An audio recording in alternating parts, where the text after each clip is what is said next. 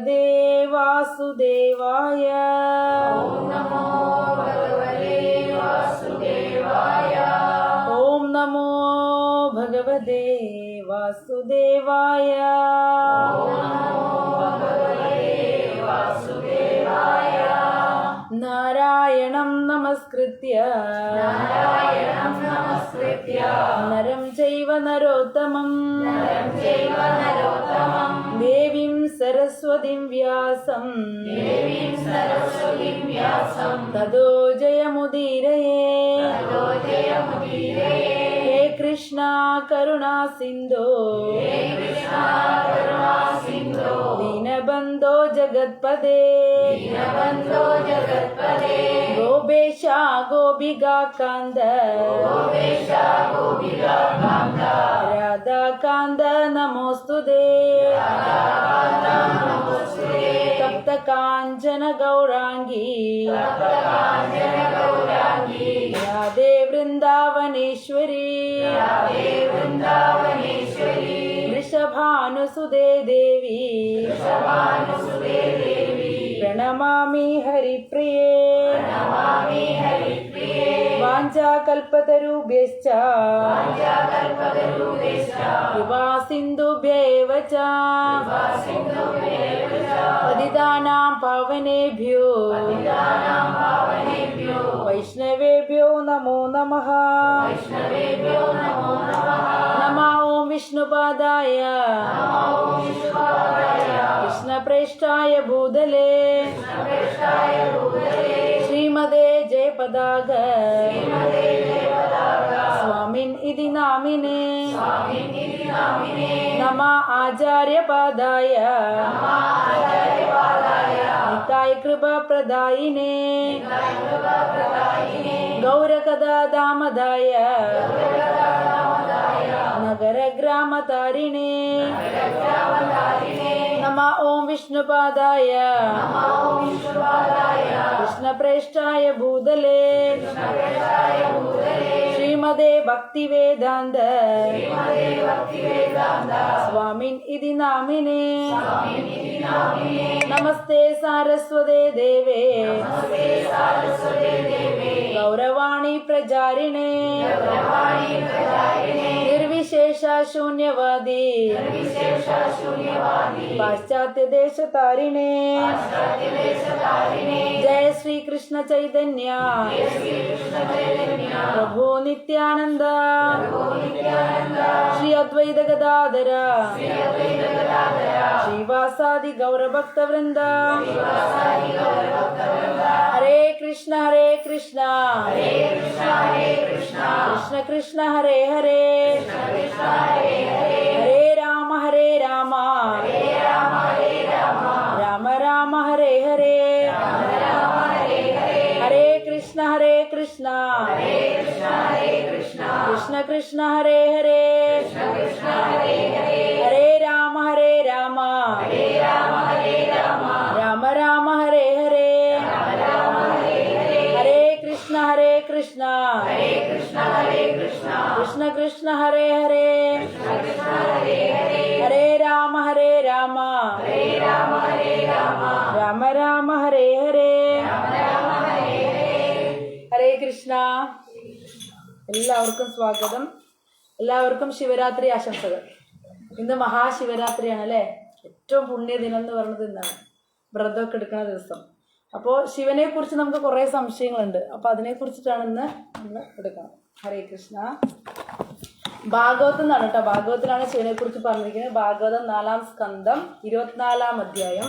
ഇതിൽ 70 ശ്ലോകങ്ങൾ ശിവനുമായി ബന്ധപ്പെട്ടുള്ള ശിവന്റെ പ്രയേഴ്സ് ഉണ്ട്, ഒക്കെ ഉണ്ട്. പ്രചേതസ്സുകൾ തപസ് ചെയ്യണതും അവർക്ക് ദീക്ഷ കൊടുക്കണതും ശിവനാണ്. ഈ രുദ്രതീർത്ഥമാണോ എന്നൊരു സംശയം ഉണ്ട്, അതല്ലേ മാതാജി? നമ്മുടെ ഗുരുവായൂർ അമ്പലത്തിലെ രുദ്രതീർത്ഥല്ലേ, അവിടെയാണ് പ്രചേതസ്സുകൾ തപസ് ചെയ്യുന്നത്. അവിടെയാണ് ശിവൻ പ്രത്യക്ഷനായിട്ട് ഇവർക്ക് മന്ത്രദീക്ഷ കൊടുക്കുന്നത്. നാരായണന്റെ മന്ത്രദീക്ഷ കൊടുക്കുന്നത്. അവിടെ വെച്ചിട്ട് ശിവൻ കൃഷ്ണനെ സ്തുതിക്കുന്ന 59 ശ്ലോകത്തോളം ഉണ്ട്. 4-ാം സ്കന്ധം 24-ാം അധ്യായത്തില് 73 ശ്ലോകങ്ങൾ 4-ാം സ്കന്ധത്തിൽ. അപ്പോൾ ശിവനെ കുറിച്ച് വ്യക്തമായിട്ട് നമുക്കതിൽ പറഞ്ഞു തരുന്നുണ്ട്. നമുക്കൊരു സംശയം വേണ്ട ശിവനെ കുറിച്ച്. അതിനാണ് ഭാഗവത്തിൽ തന്നെയാണ് ഇതുള്ളത് അല്ലേ. ജയ ജയ ഭാഗവത ദേവാ ജയ ജയ ഭാഗവത ജയ ജയ രാധാ കൃഷ്ണ സ്വരൂപ ജയ ജയ ഭാഗവത ദേവാ ജയ ജയ ഭാഗവത ജയ ജയ ഭാഗവത ദേവാ ജയ ജയ ഭാഗവത ജയ ജയ രാധാ കൃഷ്ണ സ്വരൂപ ജയ ജയ ഭാഗവത ദേവാ ജയ ജയ ഭാഗവത. രമേശ് പ്രഭു എത്തിയില്ലല്ലേ?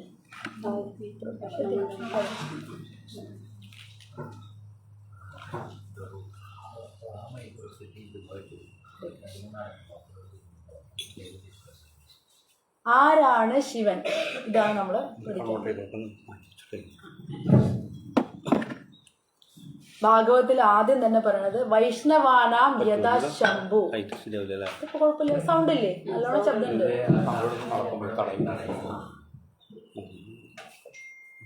വൈഷ്ണവരിലെ ശ്രേഷ്ഠൻ ആരാണ്? ശംഭുവാണ്. ഏറ്റവും മഹാഭക്തൻ ആരാണ്? ശിവൻ. ഭക്തി എന്ന് പറഞ്ഞു കഴിഞ്ഞാൽ അതിന്റെ അർത്ഥം തന്നെ ശിവനാണ്. അതാണ് വൈഷ്ണവാനാം യഥാ ശംഭു എന്നുള്ള ഇതാണ് നമ്മുടെ ഭാഗവത്തിൽ ആദ്യം തന്നെ പറഞ്ഞിരിക്കുന്നത്.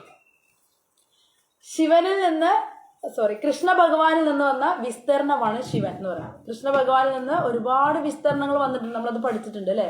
ബലരാമൻ, അതുപോലെ ചതുർവ്യൂഹങ്ങള്, പ്രദ്യുമ്നൻ, അനിരുദ്ധൻ, വാസുദേവൻ, സംഘർഷൻ എന്നൊക്കെ പഠിച്ചിട്ടുണ്ട് അല്ലെ. അതുപോലെ ഗുണാവതാരങ്ങള് ബ്രഹ്മ വിഷ്ണു മഹേശ്വരന്മാര്, അതിൽ ഭഗവാനിൽ നിന്ന് വന്നിട്ടുള്ളതാണ് ശിവൻ.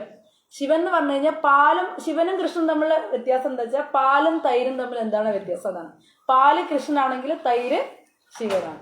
പാലിന് തൈരാവാം, പക്ഷെ തൈരിന് പാലാവാൻ പറ്റില്ല. അതാണ് അവർ തമ്മിലുള്ള വ്യത്യാസം. ശിവന് കൃഷ്ണനാവാൻ പറ്റില്ല.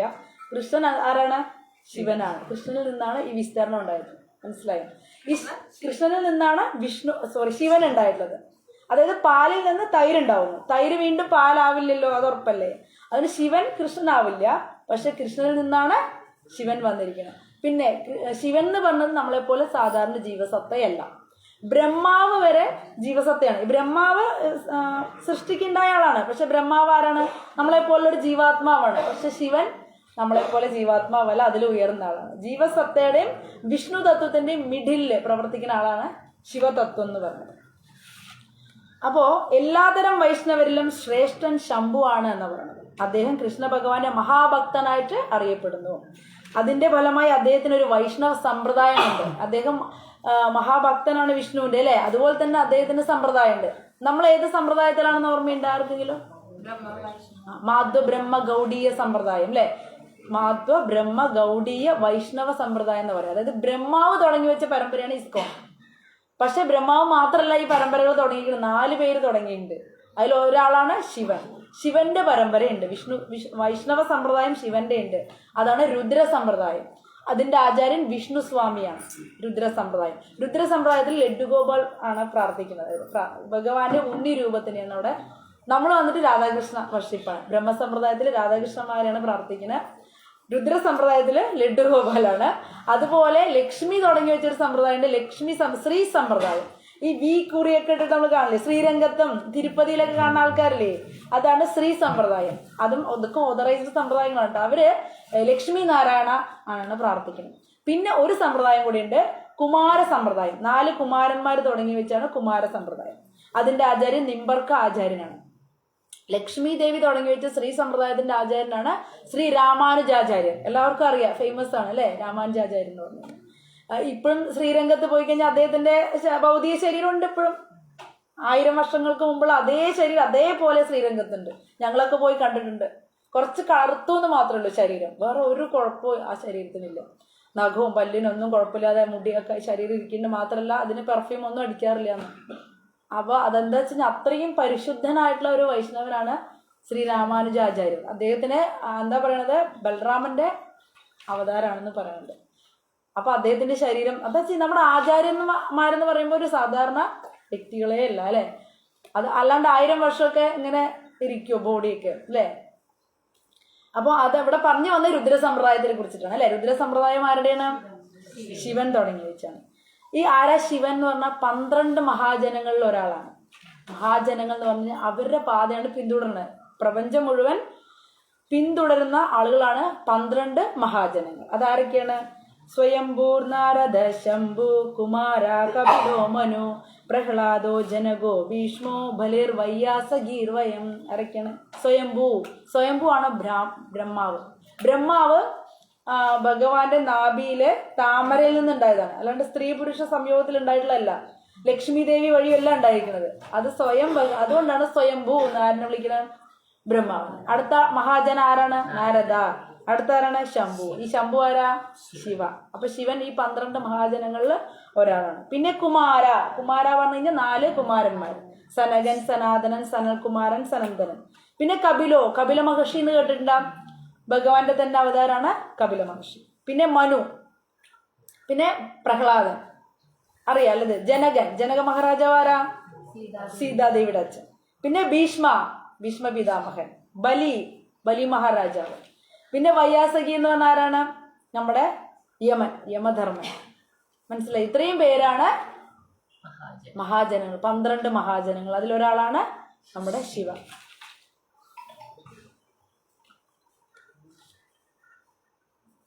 ഇനി വിഷ്ണു നമ്മുടെ രുദ്ര സമ്പ്രദായം, ശിവൻ തുടങ്ങി വെച്ച സമ്പ്രദായത്തിന്റെ പേര് രുദ്ര സമ്പ്രദായം. ഇതിന് വേറൊരു പേരുണ്ട്, വിഷ്ണു സ്വാമി സമ്പ്രദായം. കാരണം അദ്ദേഹമാണ് അതിന്റെ ആചാര്യൻ, വിഷ്ണു സ്വാമി.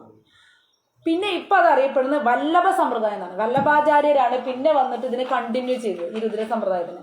അതുകൊണ്ടാണ് ഇതിന് വല്ലഭ സമ്പ്രദായം. അതൊക്കെ മഹാവൈഷ്ണവരാണ് ഈ വല്ലഭാചാര്യരൊക്കെ കേട്ടോ. അപ്പൊ നമ്മൾ പറഞ്ഞു, പാലിൽ നിന്ന് തൈര് ഉണ്ടാവുന്ന പോലെ ലോക സംഹരണാർത്ഥം, ലോകത്തിനെ സംഹരിക്കാൻ വേണ്ടിയിട്ട് തമോ ഗുണത്തിന്റെ അധിപതിയായിട്ട് ആര് വിസ്തരണം ചെയ്തു?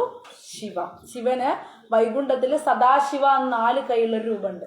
വിഷ്ണു തത്വമാണത്. അത് വിഷ്ണു തത്വമാണ്. പക്ഷെ അതിനുശേഷം വരുന്ന ശിവനാണ് നമ്മളിവിടെ സംസാരിക്കുന്നത്. ആ വിഷ്ണു തത്വ ശിവനല്ല, നമ്മുടെ ഭൗതിക ലോകത്തുള്ള ശിവനാണ് ഇപ്പൊ നമ്മൾ സംസാരിക്കുന്നത് കേട്ടോ. ആ സദാശിവന്റെ വിസ്തരണമാണ് ഈ ശിവൻ. ആ സദാശിവൻ വിഷ്ണു തത്വമാണ്. അത് 4 കൈയുള്ള ആളാണ്.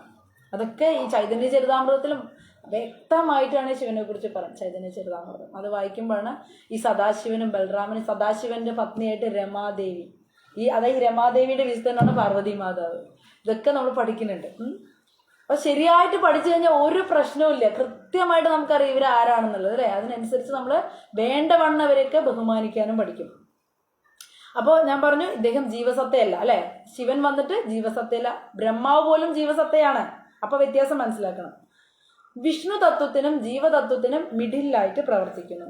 മഹാദേവൻ ഒരു ജീവസത്തയല്ല, എന്നാൽ ഭൗതിക ലോകവുമായി നേരിട്ട് ഇടപെടണമുണ്ട്. അദ്ദേഹം വിഷ്ണു തത്വവുമല്ല.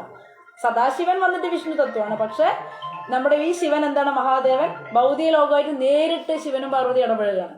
വിഷ്ണു തത്വത്തിന് അങ്ങനെ സാധിക്കില്ല നേരിട്ട് ഇടപെടാൻ. അതുകൊണ്ടാണ് ഭഗവാൻ വിഷ്ണു തത്വമല്ല, എന്നാൽ ജീവതത്വമല്ല. പക്ഷെ അദ്ദേഹം വിഷ്ണുവിന്റെ അവതാരമാണ്. ഇനി മഹാദേവനെ പിന്തുടർന്ന് ആരാണുള്ളത് കൂടെ? അദ്ദേഹത്തിന് ഭയങ്കരമായ ഘോര ശക്തികളുണ്ട്. മഹാദേവന് നമുക്കറിയാം അല്ലെ ആരൊക്കെയാണെന്നുള്ളത്. ഒരുപാട് ആൾക്കാർ, എന്താണ് വീരഭദ്രൻ എന്നൊക്കെ പറഞ്ഞിട്ട് മഹാദേവന്റെ ഭൂതഗണങ്ങൾ ഒരുപാടുണ്ട്. അദ്ദേഹത്തിന് ദുർഗാദേവി, കാളി അല്ലെ, ദുർഗാദേവി അദ്ദേഹത്തിന്റെ പത്നിയാണ്. ഭഗവാന്റെ കൺട്രോളാണ് ഈ ദുർഗാദേവിനെ സകല അസുരന്മാരെയും വാളുകൊണ്ട് വെട്ടി കൊലപ്പെടുത്തുന്ന പാർട്ടിയാണ് കാളി. ആ കാളിദേവി ആരുടെ കൺട്രോളിലാണ്? ശിവഭഗവാന്റെ കൺട്രോളിലാണ്. മഹാദേവന്റെ നിയന്ത്രണത്തിൽ ഈ കാളിയെ പോലെ ഒരുപാട് ഘോര ശക്തികളുണ്ട്. ഇനി എന്താണ് ഇവര് കൃഷ്ണനും വിഷ്ണുവും ശിവനും തമ്മിലൊരു ഡിഫറൻസ് പറയണം. 100% ഈശ്വരന്റെ ഗുണങ്ങളുള്ളത് ശ്രീകൃഷ്ണ ഭഗവാനാണ്. 100% ഈശ്വര എന്ന് പറയാൻ ആർക്കാ പറ്റുക? കൃഷ്ണ. നാരായണന്മാർക്ക്, വിഷ്ണുമാർക്ക് എത്രയാണ്? 99% ഈശ്വരന്റെ ഗുണമുള്ളത്. 1% അവർക്ക് കമ്മിയാണ്. ആർക്ക്? ഈ നാരായണന്മാർക്ക്. മനസ്സിലായ? വിഷ്ണു കൃഷ്ണൻ തമ്മിലുള്ള ഡിഫറൻസ് ആണ് പറയുന്നത്. 100% ആരാണ്? ഭഗവാൻ കൃഷ്ണ. 99% ഭഗവാന്റെ ക്വാളിറ്റി ആർക്കുള്ളത്? നാരായണ. ശിവന് വന്നിട്ട് 88% ഈശ്വരന്റെ ഗുണങ്ങളുണ്ട്. ഈശ്വരന് എന്തൊക്കെയാ ഗുണങ്ങൾ എന്നുള്ള മാനദണ്ഡം ഉണ്ട്. അതിൽ 88% ആർക്കുള്ളത്? ശിവനുള്ളത്. അതായത് 64 ഗുണങ്ങളാണ് ഈശ്വരനുള്ളത്, കൃഷ്ണനുള്ളത്. അതിൽ 65 ഗുണം ആർക്കുണ്ട്? നമ്മുടെ നാരായണന്മാർക്കുണ്ട്. ശിവന് വന്നിട്ട് 55 ഗുണങ്ങളാണ് ഈശ്വരൻ്റെ ഉള്ളത്. ബ്രഹ്മാവിന് വന്നിട്ട് 78 ഗുണങ്ങളാണ് ഈശ്വരൻ്റെ ഉള്ളത്. ദേവന്മാർക്ക് 73. നമുക്കൊക്കെ എത്രയുണ്ടാവും? 60, 40, 30 റേഞ്ച് വ്യത്യാസം ഉണ്ടാവും അല്ലേ? 73 താഴെ, 73 തൊട്ടിട്ട് നമുക്ക് 78 വരെ ആവാൻ പറ്റും. 78 നമ്മൾ ബ്രഹ്മാവിന്റെ പദവിയിലെത്തും. നമുക്കപ്പോൾ ആ പദവിയിൽ അല്ലാത്തതുകൊണ്ട് നമുക്ക് എത്ര ഉണ്ടാവും വേണമെങ്കിൽ നമ്മൾ ദേവന്മാരും അല്ല. ദേവന്മാർക്ക് 73% ഈശ്വരന്റെ ഗുണങ്ങളുള്ളത്. നമുക്കപ്പോൾ 60, 50, 40, 30 ഇങ്ങനെയൊക്കെ ആയിരിക്കും. ആ സ്വഭാവം അനുസരിച്ച് 40, 30, 20 ഒക്കെ ഉണ്ടാവും അല്ലെ? എത്ര വൃത്തിയുടെ സ്വഭാവം നമുക്കുണ്ട് അത്രയധികം താഴ്ന്ന സ്വഭാവമായിരിക്കും. എത്ര അധികം നമ്മുടെ ക്വാളിറ്റീസ് വർദ്ധിപ്പിക്കുന്നു അതിനനുസരിച്ച് നമുക്ക് ഇങ്ങനെ കൂടി കൂടി കൂടി വരും. എത്ര വരെ നമുക്ക് എത്താം? ബ്രഹ്മാവ് വരെ. ശിവനാവാൻ നമുക്ക് പറ്റില്ല, അത് നോക്കണ്ട അല്ലെ? എവിടെ വരെ എത്താം? ബ്രഹ്മാവിന്റെ ക്വാളിറ്റി വരെ ഒരു മനുഷ്യ ജീവസത്തയ്ക്ക് ഉണ്ടാക്കിയെടുക്കാൻ പറ്റും, പ്രാക്ടീസ് ചെയ്തിട്ട്. നമ്മൾ സംസ്കരിച്ച് നമ്മളുടെ സ്വഭാവത്തിനെ അല്ലെ പ്രാക്ടീസ് ചെയ്ത് നിരന്തരമുള്ള പരിശ്രമം കൊണ്ട് നമുക്ക് ബ്രഹ്മാവിന്റെ വരെ ക്വാളിറ്റി എത്താൻ പറ്റും. സൂര്യ ചന്ദ്രനെയൊക്കെ കടത്തി വെട്ടിയിട്ട് ബ്രഹ്മാവാം അല്ലെ? സൂര്യനും ചന്ദ്രനൊക്കെ 73%, 74% ഉള്ള ആൾക്കാരാണ്. എന്നിട്ട് തന്നെ സൂര്യന്റെ അവസ്ഥ ആലോചിച്ച് നോക്കി എങ്ങനെയാന്ന്. സൂര്യൻ പ്രകാശം ചൊരിയുന്നത് സർവത്ര ജീവജാലങ്ങൾക്കും ഒരുപോലെ അല്ലെ? നമ്മളങ്ങനെ കൊടുക്കുമോ? നമുക്ക് ആ ക്വാളിറ്റി എത്തിയിട്ടില്ല അല്ലെ? സൂര്യന് വെറും 73% ഈശ്വരന്റെ ഗുണമുള്ളൂ. അപ്പൊ സൂര്യൻ എങ്ങനെയാ കൊടുക്കണം നോക്ക്. സർവത്ര ജനങ്ങൾക്കും സർവത്ര ജീവജാലങ്ങൾക്കും അല്ലെ, എന്താണ് കടലിനും അതുപോലെ ഏറ്റവും വൃത്തികെട്ട സ്ഥലത്തും അല്ലെ ഒക്കെ ഒരുപോലെ പ്രകാശം കൊടുക്കുന്നു പറഞ്ഞാൽ അവരുടെ സ്നേഹം എത്രയാണെന്ന് നോക്കൂ അല്ലെ? അത് പക്ഷഭേദമില്ലാത്തൊരു സ്വഭാവം, അതാണ് ഈശ്വരന്റെ ഗുണങ്ങളാണ്. നമ്മളാണെങ്കിൽ ഒരു വൃത്തികെട്ട സ്ത്രീ വരണേ അവരെ വീട്ടിൽ കയറ്റ പറയും അല്ലേ? നമ്മൾ പറയില്ലേ? എന്താ വെച്ചാൽ നമുക്ക് ആ ക്വാളിറ്റി സൂര്യന്റെ ക്വാളിറ്റി എത്തിയിട്ടില്ല എന്നർത്ഥം. ഈശ്വരന്റെ ക്വാളിറ്റി അവിടെ നിൽക്കട്ടെ, ബ്രഹ്മാവിന്റെ നിൽക്കട്ടെ, സൂര്യ ചന്ദ്ര വരുണ ഇവരുടെ ക്വാളിറ്റി നമുക്ക് ആയിട്ടുണ്ട് അതൊക്കെ അല്ലെ? നമ്മൾ ശരിയല്ലാത്ത രീതിയിൽ അവരെ അകറ്റി നിർത്തും അല്ലേ? എന്ന് വെച്ച് കഴിഞ്ഞാൽ അത് തെറ്റെന്ന് പറയാൻ പറ്റില്ല. നമ്മുടെ ക്വാളിറ്റി അനുസരിച്ച് നമുക്ക് അതേ ചെയ്യാൻ പറ്റുള്ളൂ അല്ലെ? എല്ലാവരും ഉൾക്കൊള്ളാണ്ട് എത്തിയിട്ടേ ചെയ്യാൻ പാടുള്ളൂ. അഭിനയിക്കാനും പാടില്ല. നമ്മൾ വെറുതെ ഇന്ന് ഒരു ക്ലാസ് കേട്ടിട്ട് നാളെ തൊട്ട് നമ്മൾ അങ്ങനെ ചെയ്യരുത്. നമ്മൾ ഡെവലപ്പ് ചെയ്ത് വന്നിട്ടേ അത് ചെയ്യാനും പാടുള്ളൂ അല്ലേ? ആക്ടിങ് ഒരുപാട് കാലം നിലനിൽക്കില്ല, പെട്ടെന്ന് ഫോൾ ഡൗൺ ആവും. നമ്മൾ പതുക്കേനെ ഉയർത്തിയാൽ മതി അല്ലേ? പതുക്കേനെ ഓരോരുത്തരും ക്വാളിറ്റി കണ്ട് ഉയർത്തുക. അപ്പൊ എല്ലാവരെയും സമന്മാരായിട്ട് എല്ലാവരോടും ഒരേ സ്നേഹത്തോടു കൂടിയിട്ട് കാണാനൊക്കെ പഠിക്കുക പറഞ്ഞു കഴിഞ്ഞാൽ അതാണ് ദേവന്മാരുടെ ഒരു ക്വാളിറ്റി. അതിലും അപ്പുറമാണ് ബ്രഹ്മാവിന്റെ ക്വാളിറ്റി, അതിലും അപ്പുറമാണ് ശിവന്റെ ക്വാളിറ്റി. അപ്പൊ ശിവന്റെ ക്വാളിറ്റി എത്രയുണ്ട് നമുക്ക് അദ്ദേഹത്തിന്റെ ഒന്നും ഊഹിക്കാൻ പോലും പറ്റില്ല. ലോക ജനങ്ങളുടെ സംരക്ഷണത്തിന് വേഷം കുടിച്ച പാർട്ടിയാണ് അല്ലേ? ഒരു സാഗരം കണക്കുള്ള വേഷം ആർക്ക് വേണ്ടി കുടിച്ചത്? ഈ ലോകത്ത് ജനങ്ങൾക്ക് നാശം ഉണ്ടാവുമെന്ന് പേടിച്ചിട്ട്. നമ്മൾ നമ്മുടെ കുടുംബത്തിന് വേണ്ടി തന്നെ ഒരു നന്മ ചെയ്യാനുള്ള ക്വാളിറ്റി എത്തിയിട്ടില്ല. മറ്റൊരാൾക്ക് വേണ്ടി നമ്മളൊരു ത്യാഗം ചെയ്യാനുള്ള ക്വാളിറ്റി നമുക്ക് അതിനുള്ള നോക്കുക. നമ്മുടെ വീട്ടിൽ തന്നെ ഒരു അംഗത്തിന് വേണ്ടി നമ്മളെ തന്നെ നശിപ്പിക്കുന്ന ഒരു അവസ്ഥയിൽ നമ്മൾ ചെയ്യുമോ? ഒരു വിഷം കുടിക്കുമോ നമ്മുടെ ഒരാൾക്ക് വേണ്ടി? ഇത് ലോക കല്യാണത്തിന് വേണ്ടി അല്ലെ സമുദ്രം കണക്കുള്ള വിഷം കുടിച്ച ആളാണ് ശിവൻ, സാധാരണ വ്യക്തിയല്ല. അതാണ് നീലകണ്ഠൻ എന്ന അദ്ദേഹത്തിന് പേര് വന്നല്ലേ? അപ്പോൾ നമ്മൾ പറയുമ്പോൾ അല്ലെ നമ്മൾ ഓരോന്നും മനസ്സിലാക്കണം അവരുടെ ക്വാളിറ്റി. പെട്ടെന്ന് നമ്മളത് ചെയ്യുന്നത് മനസ്സിലാക്കിയിട്ട് ഞാൻ കുറച്ചെങ്കിലും തിരിച്ച് നമുക്ക് നന്നാവുന്നുള്ളൂ അല്ലെ? കുറച്ചൊക്കെ വിട്ടുവീഴ്ച ചെയ്ത് പഠിക്കുക അല്ലെ? വലുതൊന്നും പറ്റിയില്ല. നമ്മുടെ കുടുംബത്തിലും ഫ്രണ്ട്സിന്റെ ഇടയിലൊക്കെ ഇത്തിരി വിട്ടുവീഴ്ച ചെയ്ത് വിട്ടുകൊടുത്ത് പൊക്കോട്ടെ എന്നൊക്കെ വെച്ചിട്ട് അങ്ങനെയൊക്കെ ചെയ്യാനൊക്കെ നമുക്ക് പഠിക്കാം. അപ്പം ഭഗവാന്റെ ഗുണങ്ങളുടെ പറഞ്ഞു അല്ലെ? ഇനി പറയാൻ പോണത് മഹാദേവന്റെ ശരീരം ശരിക്കും വെളുപ്പ് നിറാത്രേ. അത് നമുക്ക് അറിയില്ലായിരുന്നു. അത് ഭാഗവതത്തിൽ എഴുതിയിരിക്കുന്നത് മഹാദേവന്റെ ശരീരം ശുഭ്രവർണ്ണം വെളുത്ത നിറത്തിലാണെന്ന്. അദ്ദേഹത്തിന് വിഷം കുടിച്ചപ്പോഴാണ് നീലകണ്ഠന്റെ പേര് വരുന്നത്. അതുവരെ അദ്ദേഹത്തിന്റെ കളർ എന്താണ്? വെളുത്ത നിറം. അദ്ദേഹം പ്രജേതസ്സുകൾക്ക് മുമ്പിൽ പ്രത്യക്ഷപ്പെട്ടത് ഉരുകിയ സ്വർണത്തിന്റെ കളറിലാണെന്ന് പറയുന്നത് മഹാദേവന്റെ. അദ്ദേഹം വളരെ കരുണാമയനായതുകൊണ്ട് ഭഗവാന്റെ കരുണ എല്ലാവർക്കും അറിയാം. പെട്ടെന്ന് പ്രസാദിക്കുന്ന ആളാണ് ശിവൻ. പെട്ടെന്ന് ദേഷ്യം വരും, അതുപോലെ തന്നെ പെട്ടെന്ന് പ്രസാദിക്കുകയും ചെയ്യും. അതുകൊണ്ട് അദ്ദേഹത്തിന് വേറൊരു പേരുണ്ട്, ആശുതോഷൻ അല്ലെങ്കിൽ ക്ഷിപ്രപ്രസാദി എന്നുള്ള പേരൊക്കെ ഉണ്ട്, ആശുതോഷൻ. ഇത് മുതലെടുക്കുന്ന പാർട്ടികളാണ് ആര്? ശിവന്റെ ഈ സ്വഭാവം മുതലെടുക്കാൻ കുറെ പേരുണ്ട്. ആരാണ്? അസുരന്മാർ അല്ലെ? നമ്മളെ സംബന്ധിച്ച് വിഷ്ണു ഭക്തർക്ക് അതിന് ഭൗതിക നേട്ടങ്ങളോട് പ്രത്യേകിച്ച് ആഗ്രഹമില്ല, അതുകൊണ്ട് ആരും മുതലെടുക്കില്ല. പക്ഷെ ആസുര സ്വഭാവം ഉള്ളവർ എന്താ വെച്ച് കഴിഞ്ഞാൽ വിഷ്ണുവിനെ പ്രാർത്ഥിക്കില്ല. അവർക്ക് എളുപ്പം വിഷ്ണു ആളെ സൂത്രക്കാരനോ ബുദ്ധിമാനാണ് അല്ലെ? അദ്ദേഹം ആർക്കും പെട്ടെന്ന് വരം കൊടുക്കില്ല. പക്ഷെ മഹാദേവൻ പാവാണ്. മഹാദേവൻ തന്നെ അതുപോലെ തന്നെയാണ് നമ്മുടെ ബലരാമനും. ഈ ബലരാമനും മഹാദേവനൊക്കെ എങ്ങനെയാന്ന് വെച്ച് കഴിഞ്ഞാൽ പാവങ്ങളെന്ന് വെച്ച് കഴിഞ്ഞാൽ അവരുടെ സ്വഭാവം എന്ന് വെച്ച് കഴിഞ്ഞാൽ തെറ്റുകൾ കാണുകയില്ല. കൊല്ലാൻ വരുന്ന ആളുകൾ ശരിയാണെന്ന് തോന്നിയിട്ട് അവരെ അനുഗ്രഹിക്കും. എന്നിട്ട് ഇവരെന്നെ പെടും. അതിനൊരു ഉദാഹരണം ബലരാമന്റെ പറയാൻ പറ്റുമോ? ദുര്യോധനെ കല്യാണം കഴിച്ചു കൊടുക്കാൻ തീരുമാനിക്കുന്ന സ്വന്തം പെങ്ങളെ എങ്ങനെ സുഭദ്രേനെ കല്യാണം കഴിക്കാൻ വാക്ക് കൊടുത്തിട്ട് എങ്ങനെ അറിയോ? ഇവര് കുറെ പൂജയൊക്കെ ചെയ്ത് ബലരാമനെ വശത്താക്കി. ആര് പറഞ്ഞിട്ട് വശത്താക്കണം അറിയോ? ശകുനി മാമ പറയും കൃഷ്ണനെ എന്തായാലും കിട്ടില്ല. നമ്മളെ ഭയങ്കര സൂത്രക്കാരനാണ് കൃഷ്ണനെ വരുതിയിൽ വരുത്താൻ പറ്റില്ല. പക്ഷെ കൃഷ്ണന്റെ ചേട്ടനെ വിചാരിച്ച നടക്കുന്ന പറയും. എന്നിട്ട് ബലരാമൻ വരുമ്പോ പൂക്കളൊക്കെ ഇട്ട് സമർപ്പിച്ച് ദുര്യോധനൻ അങ്ങനെ കാലിൽ വീണ് ഇത്രയും നല്ല വ്യക്തിനെ പിന്നെ ലോകത്ത് കാണാത്ത പോലെയാണ് ദുര്യോധനൻ പെരുമാറ്. പാവം ബലരാമൻ പെട്ടുപോയി. ബലരാമൻ മനസ്സിലാക്കണില്ല. അത് വെച്ച് കഴിഞ്ഞാൽ ഇത് അവരുടെ ഒരു ട്രാപ്പാണെന്ന് മനസ്സിലാക്കാണ്ട് എല്ലാ ഗതാവിദ്യയൊക്കെ പഠിപ്പിക്കും. അതിലും നല്ല പ്രാവീണ്യം നേടി അവസാനം കൂടുതൽ പോണ സമയത്ത് ഒരുപാട് സറണ്ടറൊക്കെ ചെയ്ത് നമസ്കരിച്ചിട്ട് പറയാം അവിടുത്തെ സഹോദരി എനിക്ക് വിവാഹം കഴിച്ചു ഉടനെ വാക്ക് കൊടുത്തും. കൃഷ്ണൻ അറിയാം കൃഷ്ണൻ അതുകൊണ്ട് അതിനെ രക്ഷപ്പെടുത്താൻ വേണ്ടി എന്ത് ചെയ്തു വെച്ച് കഴിഞ്ഞാൽ അർജുനെ വെച്ചിട്ട് രണ്ടുപേരെയും കൊണ്ട് തിരിച്ച് ഓടിപ്പോകാൻ പറഞ്ഞു. അങ്ങനെ രക്ഷയുള്ളൂ. അല്ലാണ്ട് ബലരാമൻ ചേട്ടനെ എതിർക്കാനും പറ്റില്ല. അപ്പൊ അങ്ങനെയൊക്കെ ഉണ്ടായ സംഭവം. അതേപോലത്തെ സ്വഭാവമാണ് നമ്മുടെ ശിവന്റെ. അതുകൊണ്ട് എന്ത് വെച്ച് കഴിഞ്ഞാൽ എല്ലാവരിലും നന്മ മാത്രം കാണും. അവരിത്തിരി നാമം ജപിക്കുന്ന കാണുമ്പോൾ അവര് വിശ്വസിക്കും, അവര് ശരിയാണ് വിചാരിച്ചിട്ട് വിശ്വസിക്കും. അതുപോലെ തന്നെ നമ്മുടെ ഈ അസുരന്മാര് ഈ സ്വഭാവം മനസ്സിലാക്കിയിട്ട് കുറെ ധർമ്മമൊക്കെ ആചരിച്ച് കുറെ മന്ത്രമൊക്കെ ജപിച്ച് ശിവന്റെ അട്രാക്ഷൻ എടുക്കാനായിട്ട് ശ്രമിക്കും. ശിവൻ എന്ത് ചെയ്തു? ഇവരിങ്ങനെയെങ്കിലും കുറച്ച് ധർമ്മത്തിൽ ജീവിക്കുന്നുണ്ടല്ലോ കൊണ്ട് അവർ ചോദിക്കണ വരമൊക്കെ കൊടുക്കും. കൃഷ്ണനെ ഇവര് പ്രാർത്ഥിക്കില്ല. കൃഷ്ണന് ആളുകളെ തിരിച്ചറിയും. അതായത് കൃഷ്ണൻ ഒരു വരം നമ്മുടെ കുചേലിന് കൊടുക്കാനായിട്ട് എത്ര കാലം ടെസ്റ്റ് ചെയ്തു. കൃഷ്ണനിൽ നിന്ന് ഒരു ഭൗതിക വരം ലഭിക്കണമെങ്കിൽ നമ്മൾ പ്യുവറായിട്ടുള്ള ഭക്തരാവണം. അല്ലാണ്ട് മൂപ്പർക്ക് വിശ്വാസം ഇല്ലാണ്ട് തരില്ല. ഇതിനെ മിസ്യൂസ് ചെയ്യുമോന്ന് നോക്കും. ഞാൻ കൊടുക്കുന്ന വരം ഇവരുടെ ഭൗതിക ആഗ്രഹങ്ങൾക്കും മറ്റുള്ളവർക്ക് ഉപദ്രവമായിട്ട് ചെയ്യുമോന്ന് ടെസ്റ്റ് ചെയ്തിട്ടാണ് വിഷ്ണു ഒരു വരം കൊടുക്കുള്ളൂ. ശിവൻ അങ്ങനെയല്ല, പാവം നന്നായിട്ടുണ്ടല്ലോ ഇപ്പൊ എന്ന് വിചാരിച്ചിട്ട് വേഗം വരം കൊടുക്കും. അതുകൊണ്ട് ഈ അസുരന്മാര് വിഷ്ണുവിനെ പ്രാർത്ഥിക്കാണ്ട് ശിവനെ രാവണനൊക്കെ തപസ്സിനുണ്ടല്ലേ ഓം നമ ശിവായ. അതാ ഭസ്മാസുരന്റെ കഥ അവിടെ പറയുന്നുണ്ട്. ഈ ഭസ്മാസുരനെ വൃഗാസുരൻ എന്നൊരു പേരുണ്ട്. വൃഗാസുരൻ എന്നാണ് അദ്ദേഹം. ഭസ്മാസുരന്റെ പേര് വന്നതാണ്. ശരിക്കും അദ്ദേഹം വൃഗാസുരനാണ്.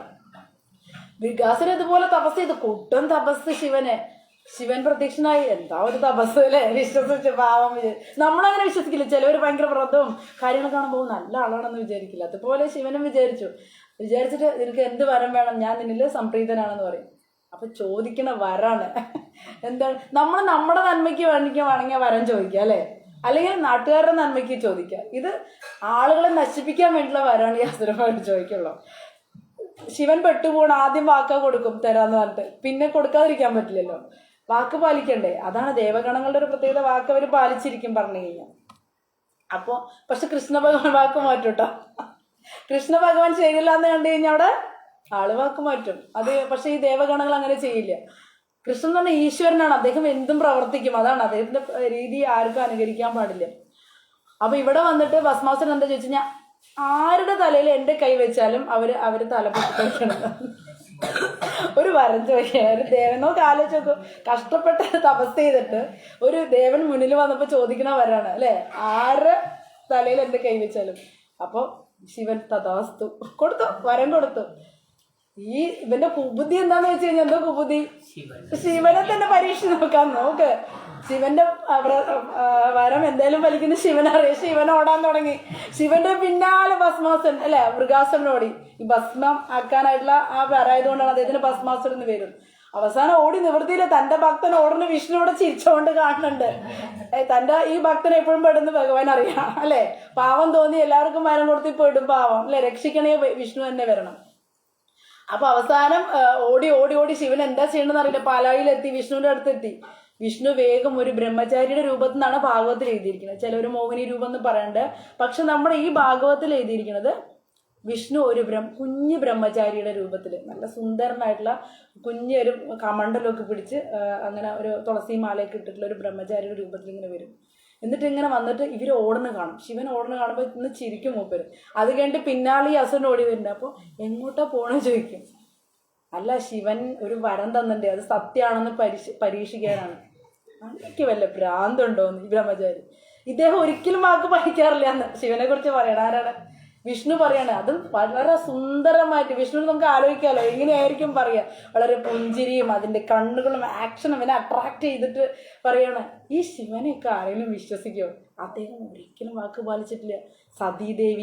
സതീദേവി മരിക്കാൻ കാരണം തന്നെ ശിവൻ വാക്ക് പാലിക്കണം, അങ്ങനെ കുറേ നുണകളൊക്കെ പറഞ്ഞ് അടിച്ചുവിട്ട് ആള് വിശ്വസിച്ചു. ഈ അസുരനെ വിശ്വസിപ്പിച്ചു. എന്തിനത്ര കഷ്ടപ്പെട്ട് ശിവന്റെ പിന്നാലെ ഓടണം? ഒന്നാമത് ആള് കൊടുത്ത വരം ശരിയല്ല എന്ന് നിങ്ങൾക്ക് ഉറപ്പാണ്. അവനെൻ്റെ തലയിലിനെ വെച്ച് നോക്കിയാൽ പോലെ ഉറപ്പായിട്ടും വരിക്കില്ല, അങ്ങ് പേടിക്കണ്ട. കാരണം ആ വരം ശരിയല്ല എന്ന് പറയും. ആളൊരിക്കലും ഒരു വാക്ക് പാലിക്കാറില്ല എന്ന് പറയും. അതായത് നമ്മൾ സംസാരിക്കുന്ന പോലെയല്ലോ, വളരെ വശ്യമായിട്ടുള്ള സംസാരത്തിൽ ഈ അസുരൻ പെട്ടുപോയിട്ട് പെട്ടെന്ന് ശിരസിൽ കൈവച്ച് അങ്ങനെ ഭസ്മായിട്ട് പോകും. അതാണ് അതിൽ നമ്മുടെ ഇത് എൻ്റെ അച്ചാച്ചനൊക്കെ ഇങ്ങനെ പാടണ്ട. അന്നൊന്നും എനിക്കിത് അറിയില്ല കേട്ടോ, ഞാൻ ചെറിയ കുട്ടിയായിരുന്നപ്പോഴേ. ഈ ഉടുക്കൂട്ടും പാട്ടില്ലേ, ഉടുക്ക് കൂട്ടെന്ന് അന്നൊക്കെ അവര് അച്ചാച്ചന്മാരൊക്കെ ഉടുക്ക് കൂട്ടിയിട്ട് ഇങ്ങനെ പാടി വീട്ടിൽ തന്നെ പാടി ഇങ്ങനെ ഇതൊക്കെ. അതിൽ ഈ പാട്ടുണ്ടായിരുന്നു, പേടിക്ക വേണ്ട പരമശിവനെ. എന്നിട്ട് വിഷ്ണു പാടുന്ന ഒരു പാട്ട് കേട്ടിട്ടുണ്ട് എവിടെയെങ്കിലും? അയ്യോ, എനിക്കിപ്പോഴാണ് ആലോചിക്കുമ്പോൾ കരച്ചിൽ വരുന്നത്. ആ വിഷ്ണു പറയാണ് ഈ ശിവൻ ഇങ്ങനെ ഓടുമ്പോൾ പേടിക്കണ്ട ഞാൻ നോക്കിയോളാം അല്ലേ. അതിൻ്റെ ആ ട്യൂൺ അവര് പാടുന്ന എത്ര രസം അറിയോ അല്ലെ. ഞാൻ നോക്കിക്കോളാം, നീ വിഷമിക്കണ്ട, അസുരനെ ഞാൻ നോക്കിക്കോളാം എന്ന് പറഞ്ഞിട്ട്. അതായത് വിഷ്ണുവിന്റെ മഹാഭക്തനാണ് ശിവൻ. ശിവനൊരു ആപത്ത് വരാൻ ഭഗവാൻ സമ്മതിക്കില്ല അല്ലെ. ഭഗവാൻ അങ്ങനെ ആ ഭസ്മാസുരന്റെ കയ്യിൽ നിന്ന് ശിവനെ രക്ഷപ്പെടുത്തും. ഇനി ഭഗവാൻ വിഷ്ണു ആണെങ്കിലും ഇത്തരം വരങ്ങളൊന്നും തൻ്റെ ഭക്തന്മാർക്ക് കൊടുക്കില്ല. കൃഷ്ണ ഭഗവാൻ ഭക്തവത്സലൻ എന്ന് അറിയപ്പെടുക. പക്ഷെ നമ്മുടെ ശിവൻ ധർമ്മവത്സലൻ എന്നാണെന്ന്. ധർമ്മം ആരെങ്കിലും ചെയ്യുന്നത് കണ്ടു കഴിഞ്ഞാൽ ആൾ വേഗം അട്രാക്റ്റഡ് ആയിട്ട് ഒക്കെ വിശ്വസിച്ചിട്ട് വാക്കുകളൊക്കെ കൊടുക്കും. ആരാണ്? ശിവഭഗവാൻ. ഇത്തിരിയെങ്കിലും ചെയ്യണ്ടല്ലോ, നന്മ ചെയ്യണ്ടല്ലോ എന്ന് വിചാരിച്ചിട്ട്. അതുകൊണ്ടാണ് അദ്ദേഹത്തിന് ധർമ്മവത്സലൻ എന്ന് പറയുന്നത്. അതുകൊണ്ടാണ് ഈ കാരണം മഹാദേവന് തമോ രജോ ഗുണമുള്ള വ്യക്തികളുമായിട്ട് ഇടപെടേണ്ടി വരും. അതാണ് ഈ അസുരന്മാരുമായിട്ട് അല്ലെ. പിന്നെ ശിവന്റെ കൂട്ടാളികൾ ആരാണ്? ഭൂതഗണങ്ങൾ അല്ലെ. കാരണം ഭൂതഗണങ്ങളെ ഏറ്റെടുക്കാൻ ആരുമില്ല. ഓരോരുത്തരും കൺട്രോളിന് ഓരോ ദേവന്മാരെ നിശ്ചയിച്ചു.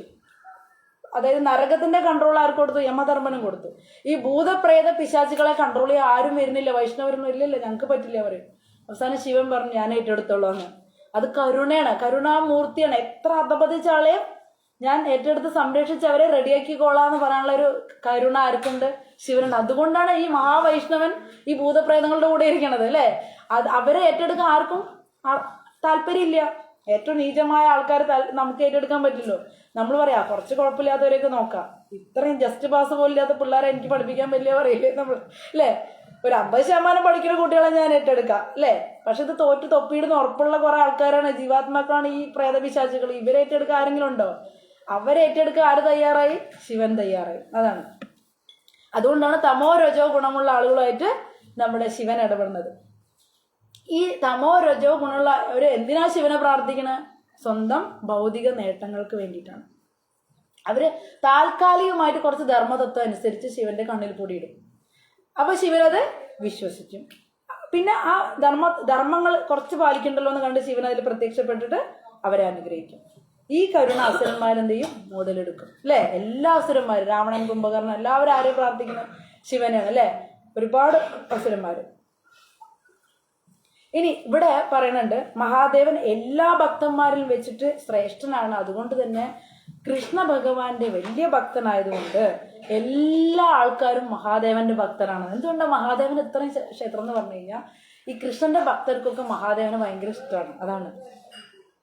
ആരാണോ ഈശ്വരനെ ഇഷ്ടപ്പെടുന്നത്, ഈശ്വരന്റെ മഹാഭക്തന്മാരെ ഇഷ്ടപ്പെടുമല്ലോ. അതുപോലെ ശിവനെ എല്ലാവർക്കും ഇഷ്ടമാണ്. ശിവനും വിഷ്ണു ഭക്തന്മാരെ വളരെ ഇഷ്ടമാണെന്നാണ് പറയുന്നത്. അതൊക്കെ ഇതിൽ ഭാഗവതത്തിൽ പ്രത്യേകിച്ച് പറഞ്ഞിട്ടുണ്ട്. ഇനി വൃന്ദാവനം നമ്മൾ പോകുമ്പോൾ കാണാം, നന്ദഗാവ് എന്നുള്ള സ്ഥലമുണ്ട്. ആ ഗ്രാമം മുഴുവൻ ശിവന്റെ തലയിലാണ് ശിവൻ ഏറ്റി നിൽക്കുന്നത്. ഈ ശിവഭഗവാന് ഭയങ്കര ഇഷ്ടമാണ് ഈ കൃഷ്ണന്റെ രാസ ഡാൻസിൽ പങ്കെടുക്കാൻ. അദ്ദേഹം ഇങ്ങനെ എപ്പോഴും നിരന്തരം ശ്രമിക്കും രാസ ഡാൻസിൽ പങ്കെടുക്കണം. കൃഷ്ണനും രാധാറാണിയൊക്കെ ഡാൻസ് ചെയ്യുന്ന കാണുമ്പോൾ ശിവന് അവിടെ ഡാൻസ് ചെയ്യാൻ തുടങ്ങി കൈലാസത്തിലിരുന്നു. ഒരു ദിവസം ശിവനവിടെ ഇറങ്ങി പുറപ്പെട്ടു. ഞാൻ പങ്കെടുത്തിട്ട് നടക്കുള്ളൂ എന്ന് വെച്ചിട്ട് അവിടെ 3 കോടി ഗോപികമാരോടെയാണ് കൃഷ്ണ ഭഗവാൻ നൃത്തം ചെയ്യണം. നല്ല 12-13 വയസ്സുള്ള പെൺകുട്ടികളാണ്, ഭഗവാനും 15 വയസ്സ്. ഭഗവാൻ 3 കോടി രൂപകൾ എടുത്തിട്ടാണ് ഈ ഡാൻസ് നടക്കുന്നത്.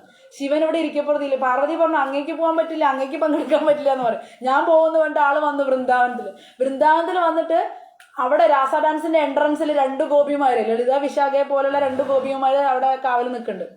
ശിവൻ പറഞ്ഞു എനിക്ക് ഉള്ളിൽ കിടക്കണം എന്നാണ്.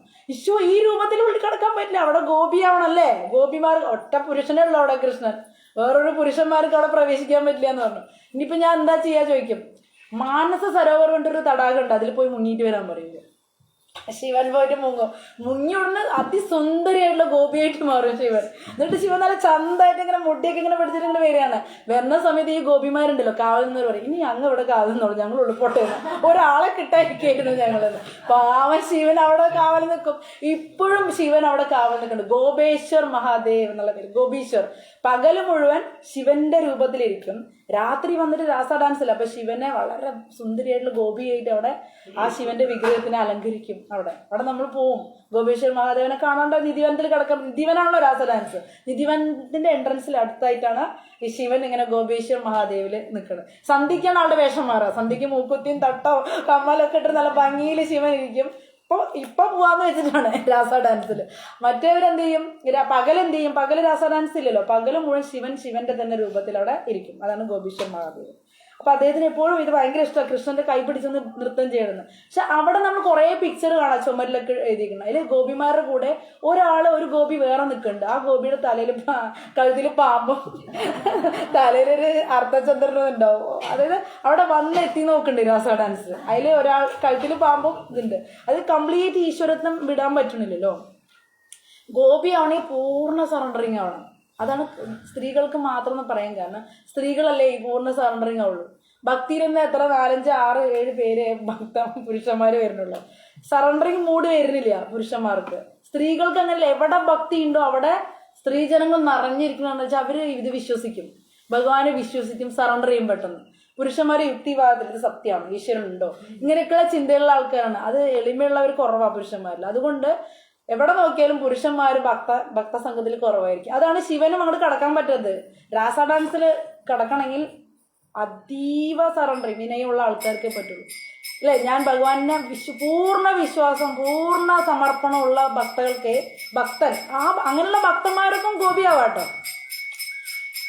ഈശ്വരനെ സംബന്ധിച്ചിടത്തോളം പുരുഷൻ സ്ത്രീ എന്നല്ല, ഭാവമാണ് നോക്കണം. ഷഡ്ഗോസ്വാമിമാർക്ക് ആരാ, പുരുഷ വേഷത്തിലല്ലേ വന്നത്. അവരാരായിരുന്നു? 13 വയസ്സുള്ള ഗോപിമാരാണ്, മഞ്ജരീസാണ്. ഗോലോക രാസ ഡാൻസിന് എല്ലാ തയ്യാറെടുപ്പും നടത്തുന്ന ഗോപീസാണ് ഷഡ്ഗോസ്വാമിമാര്. അപ്പോൾ ഭൗതിക ലോകത്താണ് ഈ പുരുഷ സ്ത്രീ വ്യത്യാസം. ആധ്യാത്മിക ലോകത്ത് പൂർണ്ണ സറണ്ടറിലുള്ള എല്ലാവരും ഗോപിയാണ് ഭഗവാന്റെ. ഷഡ്ഗോസ്വാമിമാര് മാത്രമല്ല, ഒരുപാട് ഭക്തന്മാര് ആണുങ്ങളായിട്ട് വന്ന ലോകനാഥ സ്വാമിമാരെ ഞാൻ ഒരുപാട് പേര്. ഇവൻ പ്രഭുപാദ് തന്നെ ഗോപി എന്നാണ് പറയുന്നത്. പ്രഭുപാദ് ഭഗവാന്റെ ഫ്രണ്ടാണെന്ന് പബ്ലിക്കലി പലരും പറയാറുണ്ട്. പക്ഷെ ഗൗർ ഗോവിന്ദ മഹാരാജേന്ദ്ര മഹാരാജ് പുരിയിലുണ്ടായിരുന്നു. അദ്ദേഹത്തിനോട് പ്രഭുപാദ് പറഞ്ഞിട്ടുണ്ട് ഞാൻ ഭഗവാന്റെ ഗോപിയാണെന്ന്. അല്ലാണ്ട് ആർക്കെങ്കിലും ഇത് സാധിക്കുമോ? ഭഗവാന്റെ ഒരു പ്രധാനപ്പെട്ട ഒരു ഗോപിക്ക് വന്നിട്ട് ലോകം മുഴുവൻ 108 കൃഷ്ണക്ഷേത്രം 40 രൂപ കയ്യിലും വെച്ചിട്ട് 108 കൃഷ്ണക്ഷേത്രം, അത് ഓരോ കൃഷ്ണക്ഷേത്രം 20 കോടി 30 കോടിയൊക്കെ രൂപ വിലയുള്ളതാണ്. ഓരോ ഇസ്കോൺ ടെമ്പിളും പോയി കാണണം നമ്മൾ, അവിടുത്തെ ഐശ്വര്യം. ഇത് വയസ്സായ 69 വയസ്സിൽ 40 രൂപയും കൈവച്ചിട്ട് ഇത്രയും സംഭവം ഈ ലോകത്ത് ചെയ്യണമെങ്കിൽ അത് സാധാരണ ഒരു വ്യക്തിക്ക് പറ്റും തോന്നുന്നുണ്ട്. അപ്പൊ ഗോപി തന്നെയാണെന്ന് നമുക്ക് ഉറപ്പിക്കാം. അത് ഗൗർ ഗോവിന്ദ മഹാരാജാണെന്ന് പറയണം. അപ്പൊ നമുക്ക് വേഷം മീശ അതിലൊന്നല്ല, ഭാവം, അവരുടെ ഭാവം ഭഗവാനോട് എത്ര സറണ്ടറിങ് ആണ് അതിനനുസരിച്ചാണ് ഇതിൽ പോകാൻ പറ്റുക. അപ്പോൾ നമ്മുടെ ശിവൻ ഇടയ്ക്ക് ഈശ്വരത്വം കുറച്ച് നിൽക്കുന്നുണ്ട്. അത് കാരണം ഈ പാമ്പിനെ ഇതിനെ വിടാൻ തരമല്ലോ, പൂർണ്ണ ഗോപിയാവാൻ പറ്റില്ല. അതുകൊണ്ടാണല്ലോ ഇടയ്ക്ക് അല്ലെ, കാരണം കൺട്രോളർ ആണല്ലോ ആര്, ഭൗതിക ലോകത്തിന്റെ കൺട്രോളറാണ് ശിവനും പാർവതിയും. അപ്പൊ കൺട്രോൾ ചെയ്യാന്ന് പറയുമ്പോൾ അതൊരു ഈശ്വരഭാവമാണ്. ഈശ്വരഭാവം വരുമ്പോൾ നമുക്ക് ഗോപീഭാവത്തിലേക്ക് താഴാൻ പറ്റില്ല. അതുകൊണ്ടാണ് ഇവർക്ക് രാസ ഡാൻസിൽ പലർക്കും വരാൻ പറ്റാത്തത്. അപ്പൊ ആ കഥ നമ്മൾ പറഞ്ഞു അല്ലേ, ഗോപേശ്വർ മഹാദേവിന്റെ പറഞ്ഞു.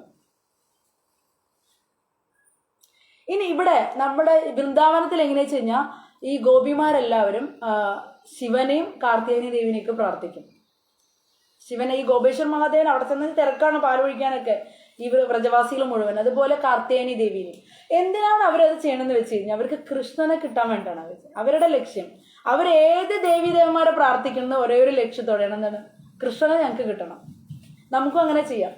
നമുക്ക് ദേവീദേവന്മാരെ പ്രാർത്ഥിക്കണോണ്ടോ പോണോണ്ടോ നമസ്കരിക്കണോണ്ടോ ഒന്നും വിരോധമില്ല. ലക്ഷ്യം എന്തായിരിക്കണം? കൃഷ്ണനെ ഭഗവാനെ നേടാൻ വേണ്ടിയിട്ടായിരിക്കണം ഇവരെ പിന്നാലെ പോകുന്നത്. ഭൗതിക നേട്ടങ്ങൾക്ക് വേണ്ടി ഇവരെ പിന്നാലെ പോകരുതെന്നാണ് ഈ ഭഗവത്ഗീതയിലൊക്കെ പറയുന്നത്. ഭൗതിക നേട്ടത്തിന് വേണ്ടി ദേവന്മാരെ ആശ്രയിക്കരുത്. പക്ഷെ നമ്മൾ ഈശ്വരനെ ലഭിക്കാൻ വേണ്ടിയിട്ട് എവിടെ പ്രാർത്ഥിച്ചാലും കുഴപ്പമില്ല. ഏത് അമ്പലത്തിൽ പോയാലും കൃഷ്ണ എനിക്ക് ഭഗവാൻ എനിക്ക് കൃഷ്ണൻ തരണേ, കൃഷ്ണന്റെ പ്രേമം തരണേ എന്ന് നമുക്ക് പ്രാർത്ഥിക്കാം. നമുക്ക് ഈ ശിവരാത്രിക്ക് ശിവന്റെ അമ്പലത്തിൽ പോയാലും ഇത് പ്രാർത്ഥിക്കാം. ഭാവമാണ് പ്രധാനം അല്ലേ? അതെവിടെ ഇവിടെ ഗോപിമാർ ചെയ്യണ കാര്യം പറയുന്നത്. അപ്പോൾ വൈഷ്ണവർ അല്ലെങ്കിൽ ഭക്തന്മാർ വ്രജവാസികൾ ശിവനെ എങ്ങനെയാണ് വെച്ച് കഴിഞ്ഞാൽ ഭഗവാന്റെ വലിയൊരു ഭക്തൻ, ഉയർന്ന ഭക്തൻ എന്നുള്ള നിലയിലാണ് ആരാധിക്കുന്നത്. നമ്മൾ പ്രഭുപാദെ ആരാധിച്ചില്ലേ? എന്തിനു നമ്മൾ പ്രഭുപാദിനെ ആരാധിക്കുന്നത്? ഭഗവാന്റെ വലിയൊരു ഭക്തനായതുകൊണ്ടല്ല. അതേ ഭാവത്തിലാണ് ഇവർ ശിവനെയും ശിവനെയും ബ്രഹ്മാവിനെയും ഒക്കെ ആരാധിക്കുന്നത്. ഇത് തന്നെയാണ് ഇവിടെ ചെയ്യേണ്ടത്. ഭൗതികമായ ഒരു നേട്ടവും അവൻ മഹാദേവനോട് ചോദിക്കാറില്ല. നമ്മൾ ശിവന്റെ ക്ഷേത്രത്തിൽ പോയിട്ട് ഭൗതിക ആഗ്രഹങ്ങൾ പറയരുത്. അത് അങ്ങനെ ആഗ്രഹം പറഞ്ഞ ഉടനെ അത് കർമ്മബന്ധനായിരുന്നു. ശിവൻ പിന്നെ അവരെ കർമ്മികളുടെ ലിസ്റ്റിൽ പെടുത്തും. അവർക്ക് 2 ഡ്യൂട്ടിയുള്ളത്. മഹാദേവനും പാർവതിക്കുള്ള ഡ്യൂട്ടി എന്താണ്? ഒന്ന് ഭൗതികമായിട്ട് ആഗ്രഹിച്ച് വരുന്നവർക്ക് ധാരാളം ഭൗതിക സമ്പത്ത് കൊടുക്കുക. അത് കൊടുക്കുകയും ചെയ്യും. ശിവന്റെ ഭക്തന്മാർ ഒരുപാട് പൈസക്കാരുണ്ട് ഈ ലോകത്ത് നമുക്ക് കാണാം. ശിവഭക്തന്മാർ, വിഷ്ണു ഭക്തന്മാർക്ക് വലിയ പൈസ ഉണ്ടാവില്ല, കാരണം കൊടുക്കൂല്ല ഭഗവാൻ. എന്താ വെച്ച് കഴിഞ്ഞാൽ ഇവിടെ നിന്ന് രക്ഷപ്പെടുത്താനാണ് വിഷ്ണുവിന്റെ ആവശ്യം. ഇവിടെ നിർത്തി ഇവിടെ സ്ഥാനം പേരൊന്നും ഉണ്ടാക്കി കൊടുക്കില്ല. അവരുടെ സ്ഥാനം എന്താ? അവരുടെ സ്ഥാനം കൃഷ്ണന്റെ ദാസൻ എന്നുള്ള സ്ഥാനമാണ് അവർക്ക് കൊടുക്കുക. പക്ഷെ ശിവൻ എന്താ വെച്ചാൽ 2 തരത്തിൽ പ്രവർത്തിക്കും. ഒന്ന് ഗുരുവായിട്ടും ഒന്ന് ഭൗതിക ദേവനായിട്ടും. ഭൗതിക ദേവനായിട്ട് എങ്ങനെ പ്രവർത്തിക്കുക വെച്ച് കഴിഞ്ഞാൽ ഭൗതിക ആഗ്രഹം കൊണ്ട് സങ്കടപ്പെട്ട് വരുന്ന ആൾക്കാർക്ക് ഭൗതികമായ എല്ലാ ഐശ്വര്യം കൊടുക്കും. പക്ഷെ അവർക്ക് ഭക്തി കൊടുക്കൂല, ഒന്നും കൊടുക്കൂല. വിഷ്ണുവായിട്ട് സംഗമിക്കാൻ സമ്മതിക്കില്ല. പക്ഷേ ഭഗവാനെ ഒരു ഭക്തനായിട്ട്, അതായത് ശിവഭഗവാനെ നമ്മൾ ഒരു വൈഷ്ണവനായിട്ട് കണ്ടിട്ട് അദ്ദേഹത്തോട് നാമം ജപിച്ച് അദ്ദേഹത്തിന് സറണ്ടർ ചെയ്യുന്ന ഭക്തന്മാരെ ഉടൻ ആരോര് ചേർക്കും? കൃഷ്ണനായിട്ട് ചേർത്ത് ഭക്തി കൊടുക്കും. എനിക്കൊക്കെ ശിവഭക്തിയിൽ നിന്നാണ് കൃഷ്ണഭക്തി ഉണ്ടായത്. ആദ്യം നമുക്ക് ടെസ്റ്റ് ചെയ്യാം. പഠിച്ചുകൊണ്ടിരിക്കുന്ന കാലത്ത് സരസ്വതിയുടെ ഇഷ്ടം, പിന്നെ കല്യാണപ്രായപ്പോൾ ശിവനും പാർവതിയുടെ ഇഷ്ടം, പിന്നെ ഭയങ്കര നല്ല ഭർത്താവിനെ കിട്ടണം എന്നുള്ള പ്രാർത്ഥന, ഭൗതിക ആഗ്രഹമാണ് ഇതിൻ്റെയൊക്കെ പിന്നിൽ അല്ലേ? പഠിക്കുമ്പോൾ നല്ല മാർക്ക് കിട്ടണം എന്നുള്ള രീതിയിലായിരുന്നു. അപ്പം നമുക്ക് ഓട്ടോമാറ്റിക്കലി സരസ്വതി ദേവിയുടെ അട്രാക്ഷൻ വന്നു. ഭൗതിക ആഗ്രഹമാണ് അത്. നമുക്ക് കൃഷ്ണന് കിട്ടണോ ഭക്തി കിട്ടണോ എന്നൊന്നും പ്രാർത്ഥിച്ചിട്ടില്ല. ഇത്തിരി പ്രായമായപ്പോൾ നമുക്ക് 14-15 വയസ്സ് കഴിഞ്ഞപ്പോൾ നമ്മുടെ ആഗ്രഹം നല്ല ഭർത്താവ്, നല്ല ജോലി, നല്ല വീട്, ഇങ്ങനത്തെ ചിന്തകളായി. ഭൗതിക ആഗ്രഹമാണ്. അപ്പം ശിവപാർവതിമാരോട് അട്രാക്ഷൻ വന്നു. പക്ഷെ കുറേ വർഷം തിങ്കളാഴ്ച വ്രതം ഒക്കെ എടുത്ത്, പിന്നെ ഈ ശിവരാത്രി വ്രതമൊക്കെ എത്ര വർഷം എടുത്തേക്കൊന്നും പറയാൻ പറ്റില്ല. ശിവരാത്രി വ്രതം, തിരുവാതിര വ്രതം ഇതൊക്കെ എടുത്ത് നമ്മൾ പ്യുവറായി. നമ്മുടെ ഭൗതിക ആഗ്രഹം കുറഞ്ഞു വന്നപ്പോൾ എനിക്ക് ആ സമയത്ത് തന്നെ ഭഗവത്ഗീത കയ്യിൽ വന്നു. കല്യാണം കഴിയുന്ന മുമ്പ് തന്നെ ഭഗവത്ഗീത കയ്യിൽ വന്നു. അപ്പോൾ അത് നമ്മൾ തന്നെയാണ് നമുക്ക് കൃഷ്ണഭക്തി ശിവഭക്തിയൊക്കെ ഉണ്ടാക്കിയെടുക്കുന്നത്. നമ്മുടെ ഒരു പ്യൂരിറ്റി അനുസരിച്ച് നമുക്ക് ഭൗതിക ആഗ്രഹം ഉള്ളിടത്തോളം കാലം ശിവൻ അങ്ങനെ ഹെൽപ്പ് ചെയ്യുള്ളൂ. പക്ഷെ നമ്മുടെ ആത്മാവ് ഉണർന്നു വരുമ്പോൾ നമുക്ക് വിഷ്ണുവിനോട്, സത്സംഗത്തിനോട് നമ്മളെ അടുപ്പിക്കും. അതാണ് നമുക്ക് ഭഗവത്ഗീത കിട്ടും. സജ്ജനങ്ങളെ കണ്ടുമുട്ടും. ഈ സജ്ജനങ്ങൾ ഈ ലോകത്തൊക്കെ അന്നൊക്കെ ഉണ്ടായിരുന്നു, കണ്ടുമുട്ടിയേ ഇല്ല അല്ലേ? തൃശ്ശൂർ വന്നപ്പോഴാണ് കാണിച്ചു തന്നുള്ളത്. കാരണം എൻ്റെ ആഗ്രഹം അവസാനിച്ചു എന്ന് മനസ്സിലായി. കല്യാണം കഴിഞ്ഞതോടുകൂടി പിന്നെ ആഗ്രഹങ്ങളില്ല. പിന്നെ അടുത്ത ആഗ്രഹങ്ങളൊന്നും പോയിട്ടില്ല. ഇതിലാണ് ആഗ്രഹം ഉണ്ടായിരുന്നത്. പിന്നെ ഒന്നും ചോദിക്കാനില്ലല്ലോ. അപ്പൊ പിന്നെ അത് കഴിഞ്ഞ ഉടനെ വിഷ്ണു ഭക്തിയിലേക്ക് എൻ്റർ ചെയ്ത് 1 വർഷം കഴിഞ്ഞതും കൃഷ്ണഭക്തി കിട്ടി. അപ്പൊ നമ്മൾ ദേവീദേവന്മാർ എങ്ങനെയാണ് നമ്മളെ ഹെൽപ്പ് ചെയ്യാന്ന് വെച്ച് കഴിഞ്ഞാൽ, നമ്മുടെ ആഗ്രഹം അനുസരിച്ച് ഭൗതിക ആഗ്രഹം വരുമ്പോൾ ഭൗതികമായിട്ട് ഹെൽപ്പ് ചെയ്യും. നമ്മുടെ ആഗ്രഹം കുറഞ്ഞു വന്ന് നമ്മുടെ ഉള്ളിൽ നന്മ വന്നു തുടങ്ങി പ്യുവറായി തുടങ്ങുമ്പോൾ നമ്മളെ ആധ്യാത്മികമായിട്ട് കണക്ട് ചെയ്യും. ഒന്നില്ലെങ്കിൽ ഭക്തന്മാരായിട്ട്, അല്ലെങ്കിൽ ഗീത പോലുള്ള ഗ്രന്ഥങ്ങൾ കയ്യിൽ വരും. ഏത് വിധത്തിലും കൃഷ്ണുമായിട്ട് കണക്ട് ചെയ്യും. ഇതാണ് ശിവന്റെയും പാർവതിയുടെയും ഒക്കെ ഡ്യൂട്ടി. അപ്പൊ അത് നമുക്ക് മനസ്സിലായി. പിന്നെ ഇവിടെ നമുക്ക് മഹാദേവനോടുള്ള ഒരു ഭക്തന്റെ ബഹുമാനം അസുരന്റെ ബഹുമാനം തമ്മിലുള്ള വ്യത്യാസം. അസുരന്മാര് മഹാദേവനെ എങ്ങനെയാണ് കാണുന്നത്? ഭൗതിക ആഗ്രഹങ്ങളെ സഫലീകരിക്കാനുള്ള ഒരു വ്യക്തിയായിട്ട്. ഭക്തന്മാരെങ്ങനെയാണ് കാണുക? ഭഗവാന്റെ മഹാഭക്തനായിട്ട് കാണും അല്ലെ? എങ്ങനെയാണ് കാണുന്നത്? ഈ മഹാദേവനെ പ്രാർത്ഥിച്ചിട്ട് അസുരന്മാർ വലിയ വരമൊക്കെ നേടും. അവസാനം അവര് എല്ലാവർക്കും മഹാദേവനെ പോലും ദ്രോഹം ചെയ്യും, നാട്ടുകാർക്കൊക്കെ ദ്രോഹം ചെയ്യും അല്ലെ? അപ്പൊ എന്ത് ചെയ്യും? അവസാനം വിഷ്ണു വന്ന് വധിക്കും അല്ലെ? വിഷ്ണു എന്തെങ്കിലും രഹസ്യം കണ്ടുപിടിക്കുന്ന ഇവർക്കും അറിയാം വരം കൊടുക്കുമ്പോൾ അല്ലെ? വരം കൊടുക്കണതേ വിഷ്ണുവിനെ കണ്ടിട്ടാണ്. ഈ ബ്രഹ്മാവ് ശിവന് എങ്ങനെയാ വരം കൊടുക്കണം? വിഷ്ണുവിനെ കണ്ടിട്ടാണ് അല്ലെ? ബ്രഹ്മാവിന്റെ അടുത്തല്ലേ നമ്മുടെ ഹിരണ്യകശിപു വരം വാങ്ങിക്കണേ. ഹിരണ്യകശിപു എന്താ പറഞ്ഞു, എനിക്ക് മരണമില്ലാത്ത വരം വേണം പറഞ്ഞു. ബ്രഹ്മ പറഞ്ഞു അത് സാധിക്കില്ല, കാരണം ഞാൻ മരിക്കും, പിന്നെ ഞാൻ മരിക്കുന്ന ആൾക്ക് മരണമില്ലാത്ത വരം കൊടുക്കാൻ പറ്റില്ലല്ലോ. അപ്പൊ എനിക്ക് മരണത്തിന് ഞാൻ സെലക്ട് ചെയ്യാൻ എൻ്റെ മരണം അത് വേണമെങ്കിൽ ചെയ്തോളൂ പറഞ്ഞു. അപ്പോഴാ പറഞ്ഞ രാത്രി പകല് പാടില്ല. അപ്പൊ ഇങ്ങനെ ഓരോ കണ്ടീഷൻ പറഞ്ഞല്ലേ, മനുഷ്യർ കൊല്ലാൻ പാടില്ല, ദേവന്മാർ കൊല്ലാൻ പാടില്ല, മൃഗം കൊല്ലാൻ പാടില്ല, ഇങ്ങനെ അല്ലേ ആയുധങ്ങൾ കൊണ്ട് കൊല്ലാൻ പാടില്ല, രാത്രി പകല് കൊല്ലാൻ പാടില്ല. ഇതൊക്കെ ഇങ്ങനെ ചോദിച്ചോണ്ടിരിക്കും. ഇവന്റെ ഭയങ്കര ബുദ്ധിയാന്നാണ് ആരുടെ വിചാരം, ഹിരണ്യകശിപുവിന്റെ. ഇതൊക്കെ കേൾക്കുമ്പോൾ ആര് പുഞ്ചിരിക്കണ്ടറിയോ, ബ്രഹ്മാവ്. എന്തിനാ ബ്രഹ്മാവ് പുഞ്ചിരിച്ചാ, എന്റെ വിഷ്ണു ഇതിലുള്ള സൊല്യൂഷൻ കണ്ടെത്തിക്കോളും. ആൾക്കറിയാം ആള് കൊടുക്കാൻ പോണ വരം കൊണ്ട് ലോകത്ത് എന്താ സംഭവിക്കാൻ പോണത്, പക്ഷെ ഇതിന് സൊല്യൂഷൻ കണ്ടെത്താൻ ആർക്കാ പറ്റുള്ളൂ, അല്ലെ? ഏറ്റവും ബുദ്ധിമാനാണ്. അദ്ദേഹത്തിന് വെല്ലാനായിട്ടുള്ള ബുദ്ധിയൊന്നും ഹിരണ്യകശിപുവിനില്ല, അല്ലെ? അതേ രാത്രിയല്ല പകലല്ലാത്ത സമയത്ത് കൊന്നു, സന്ധ്യ സമയത്ത്, അല്ലെ? ആയുധം കൊണ്ട് കൊന്നില്ല, നഖം കൊണ്ട് കൊന്നു, അല്ലെ? മനുഷ്യരല്ല മൃഗമല്ലാത്ത രൂപത്തിൽ വന്നു. അദ്ദേഹത്തിന് എന്തും ചെയ്യാൻ പറ്റും, അല്ലെ? തൂണിന്ന് വളർന്നു വന്നു, അല്ലെ? അതാണ് വിഷ്ണുവിന്റെ മഹത്വം എന്ന് പറയുന്നത്. അപ്പം ഈ കാര്യം പറഞ്ഞു. ഇനി അടുത്തത്, ഈ ശിവൻ എന്ന് പറയുന്നത് സാധാരണ ഒരു വ്യക്തിയല്ല, മഹായോഗികൾക്ക് പോലും അദ്ദേഹത്തിനെ പെട്ടെന്ന് സമീപിക്കാൻ പറ്റില്ല, അല്ലെ? അതാണ് ശിവന്റെ മഹത്വം. പക്ഷെ വിഷ്ണു ആജ്ഞാപിച്ചാൽ അദ്ദേഹം ഭൂമിയിൽ ഇറങ്ങി വരും എന്ന് പറഞ്ഞു. അതിനൊരു ഉദാഹരണമാണ്, അദ്ദേഹം മായാവാദ സിദ്ധാന്തം പരത്താനായിട്ട് ശ്രീപാദ ശങ്കരാചാര്യരായിട്ട് ആരാ വന്നത്, അതായത് അദ്ദേഹത്തിന്റെ ഓർഡറാണ്, ഭഗവാന്റെ ഓർഡറാണ്. ആദ്യം ബുദ്ധമതം ഇവിടെ വന്നു. ബുദ്ധനായിരുന്നു, വിഷ്ണു തന്നെയാണ് ബുദ്ധൻ. പിന്നെ എന്തിനാ ബുദ്ധൻ വന്നെന്ന് വെച്ച് കഴിഞ്ഞാൽ, ആളുകള് വേദങ്ങളെ മുൻനിർത്തിക്കൊണ്ട് നരബലി അല്ല മറ്റേ മൃഗബലി നടക്കണം, മൃഗബലികൾ നടക്കുന്നുണ്ടപ്പോൾ അവരുടെ വേദങ്ങളുടെ പേരും പറഞ്ഞ് ഇവര് മൃഗങ്ങളെ വെട്ടി കഴിക്കാൻ തുടങ്ങി. അപ്പൊ ഇത് നിർത്തലാക്കാനാണ് ബുദ്ധ അവതാരത്തില് ഭഗവാൻ വന്നത്, അല്ലെ? ബുദ്ധൻ എന്താണ്, അഹിംസയാണ് പഠിപ്പിച്ചത്. ആള് പക്ഷെ ഒരു നിരീശ്വരവാദിയായിട്ട് അഭിനയിക്കുകയും ചെയ്തു. അപ്പൊ ആൾക്കാർക്കൊക്കെ ഇഷ്ടമായി, നിരീശ്വരവാദികൾക്കൊക്കെ ഇഷ്ടമായി, സറണ്ടർ ചെയ്തു. അപ്പൊ അവർ കുറച്ച് നന്മയുള്ളവരായി മാറി ജനങ്ങള്. ഇനി അടുത്തത് പെട്ടെന്ന് ഈശ്വരൻ പറഞ്ഞാൽ പറ്റുമോ, ഞാൻ തന്നെ ഈശ്വരൻ എന്നുള്ള രീതിയിലേക്ക് കൊണ്ടുവരണം. ഈശ്വരനെ നിശ്ചയിച്ച് വേദങ്ങൾ നിശ്ചയിച്ചിട്ടാണ് ബുദ്ധൻ വന്നത്. ഇനി ആ ആൾക്കാരോട് ഡയറക്റ്റ് ഈശ്വരൻ പറഞ്ഞാൽ തലയ്ക്ക് കയറില്ല. അപ്പൊ അടുത്ത ഭഗവാൻ ഓർഡർ ഇട്ടത് ആരോടാണ്, ശിവനോട്. നീ മായാവാദം പോയിട്ട് പ്രചരിപ്പിക്കണം, ഞാൻ തന്നെയാണ് ഈശ്വരൻ. അത് കുറച്ച് ഇഷ്ടമാണ് ആൾക്കാർക്ക്, അവരവർക്ക് ഈശ്വരനാവൻ എല്ലാവർക്കും ഇഷ്ടമാണല്ലോ. അപ്പൊ ആ സ്വഭാവം മുതലെടുത്തിട്ട് ഭഗവാൻ ശങ്കരാചാര്യരെ പറഞ്ഞു വെച്ചു. ശങ്കരാചാര്യനാണ് ശിവൻ. ഇത് പത്മപുരാണത്തിലാണ് പറയണത്, മായാവാദം. ഈ പത്മപുരാണത്തില് ശിവൻ പാർവതിയോട് പറയുന്ന വരികളാണത്. മായാവാദം അസച്ചാസ്ത്രം പ്രചന്നം ബുദ്ധം ഉച്യതേ മയ്യൈവ വിഹിതം ദേവി കലോ ബ്രാഹ്മണമൂർത്തിന. കലിയുഗത്തില് ബ്രാഹ്മണന്റെ വേഷത്തില് മായാവാദം പ്രചരിപ്പിക്കാനായിട്ട് ഞാൻ അവതരിക്കും എന്ന് ശിവൻ പാർവതിയോട് പറഞ്ഞിട്ടുണ്ട്. അങ്ങനെ ബുദ്ധമത തത്വശാസ്ത്രത്തിനെ കളയാനായിട്ട് ഒരു ബ്രാഹ്മണ സന്യാസിയുടെ രൂപത്തിൽ ആര് വന്നു, ശങ്കരാചാര്യർ വന്നു. പക്ഷെ എന്നാലും ശങ്കരാചാര്യർ മഹാദേവനാണ്, അദ്ദേഹത്തിന് ഈ ഭക്തി വിട്ട് കളിക്കാൻ പറ്റുമോ? അവസാനം എന്ത് പറഞ്ഞു, അത് കാരണം എന്ത് പറഞ്ഞു, ഭജ ഗോവിന്ദം ഭജ ഗോവിന്ദം ഗോവിന്ദം ഭജ മൂഢമതേ. മൂഢാത്മാക്കളെ ഗോവിന്ദനെ ഭജിക്കൂ. എന്തിനാ പിന്നെ ഗോവിന്ദനെ ഭജിക്കാൻ പറഞ്ഞ, ഞാൻ ഈശ്വരനാണെങ്കിൽ?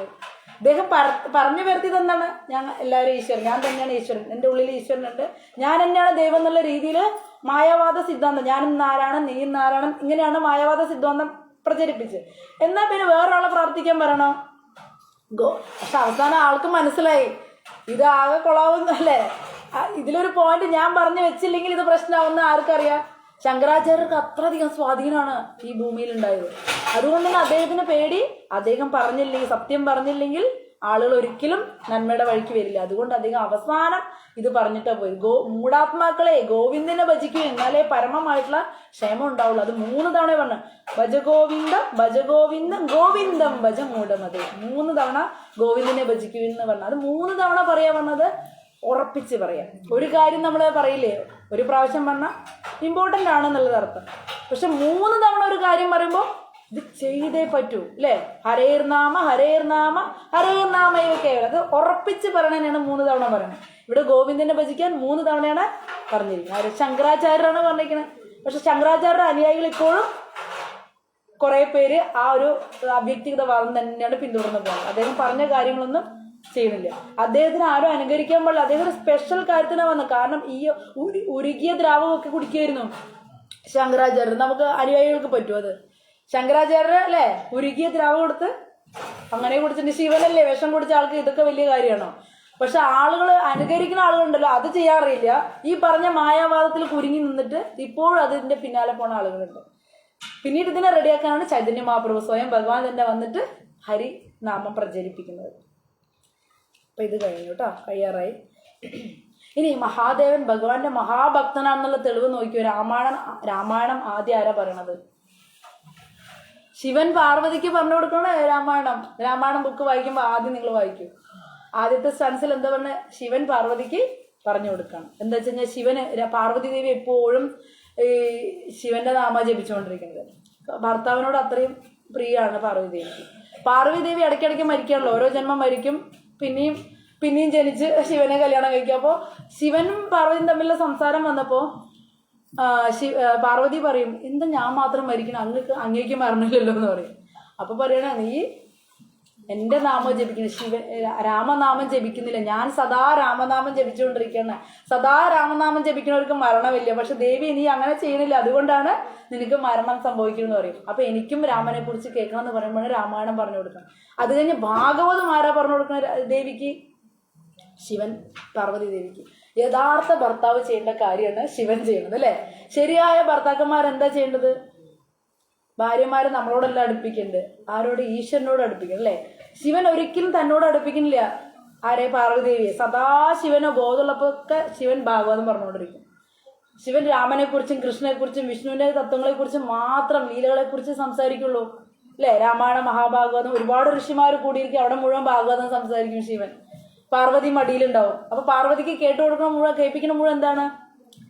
ശിവന്റെ അല്ലെ, വിഷ്ണുവിന്റെ അല്ലെ, കൃഷ്ണ ഭഗവാന്റെ ഭക്തിയെ കുറിച്ചിട്ടാണ്. അപ്പൊ നമ്മൾ യഥാർത്ഥ ഭർത്താക്കന്മാർ ചെയ്യേണ്ടത് ഭാര്യനെ മക്കളെയൊക്കെ ആരോട് അടുപ്പിക്കണം? കൃഷ്ണനോട് അടുപ്പിക്കണം. ഇതാണ് ശരിയായ ജോലി എന്ന് പറയുന്നത്.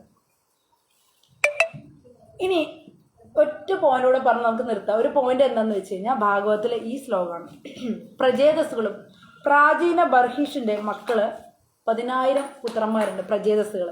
അവരോട് അച്ഛൻ പറയും, നിങ്ങൾ നാരായണനെ തപസ് ചെയ്തിട്ട് വരങ്ങൾ വാങ്ങിക്കണം, നാരായണൻ തപസ് ചെയ്യണം, നിങ്ങൾക്ക് മുക്തി ലഭിക്കും, നിങ്ങളുടെ പരമലക്ഷ്യം നാരായണനാണെന്ന് പറഞ്ഞിട്ട് തപസ് ചെയ്യാൻ പറഞ്ഞിരിക്കും. അപ്പൊ ഇവർ തപസ് ചെയ്യാനുള്ള നല്ല സ്ഥലം നോക്കിയിട്ട് ഇങ്ങനെ പോവാണ് പ്രജേതസ്സുകൾ.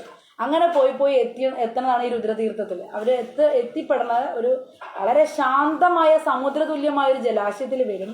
ആ ജലാശയത്തിൽ ഒരുപാട് താമരയുണ്ട്, നീല കളർ ചുവന്ന കളറിലെ താമരകളുണ്ട്. അവിടെ ചുറ്റും അരയന്നങ്ങളുണ്ട്, നല്ല വൃക്ഷങ്ങളും തൈകളും ഒക്കെ ഉണ്ട്.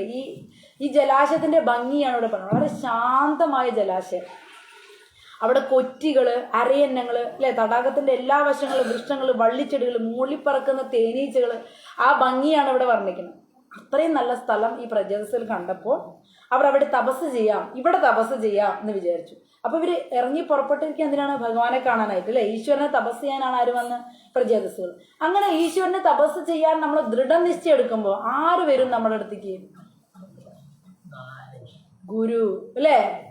അതിനൊരു ഉദാഹരണം ഉണ്ട്. ആരാണ്? പറഞ്ഞ എല്ലാവർക്കും അറിയും. നാരദന്റെ. നാരദൻ വരുന്നത് ആരുടെ അടുത്ത്? നാരദൻ വരുന്നത് പ്രഹ്ലാദന്റെ അടുത്ത്. പ്രഹ്ലാദന് മുൻപേ വയറ്റിൽ വെച്ചിട്ടേ കിട്ടി നാരദന്റെ ബ്ലെസ്സിങ്. വേറൊരാളുണ്ട് വഴിയിൽ ദൃഢനിശ്ചയത്തോടെ ഓടിപ്പോകുമ്പോൾ നാരദൻ പ്രത്യക്ഷപ്പെട്ടത്. ധ്രുവ മഹാരാജാവ് ഇങ്ങനെയല്ലേ പോകുമ്പോൾ നമ്മൾ കണ്ടില്ലേ? ധ്രുവ മഹാരാജാവ് തപസ് ചെയ്യാൻ അച്ഛനോടുള്ള ദേഷ്യത്തില്, രണ്ടാനമ്മയുള്ള ദേഷ്യത്തിന് ഭഗവാനെ കണ്ടടങ്ങളും കണ്ടുള്ള ഒരു പോക്കാണ്. അങ്ങനെ പോണ സമയത്ത് വെറുതെ പോയ ഭഗവാനെ കിട്ടില്ല എന്ന് ഭഗവാനും അറിയാം. ഭഗവാൻ അപ്പൊ ആരെ അയക്കും? ഗുരുവിനെ അയക്കും നമ്മുടെ അടുത്തേക്ക് അല്ലെ. അപ്പൊ നാരദൻ അവിടെ വന്നുവിടുകയും, മന്ത്രം വേണ്ടേ, മന്ത്രദേശം ഇല്ലാണ്ട് അതാ കാണിച്ചു കൊടുക്കണം. മന്ത്രദേശം ഇല്ലാണ്ട് പറ്റില്ല ഭഗവാനെ കിട്ടാൻ.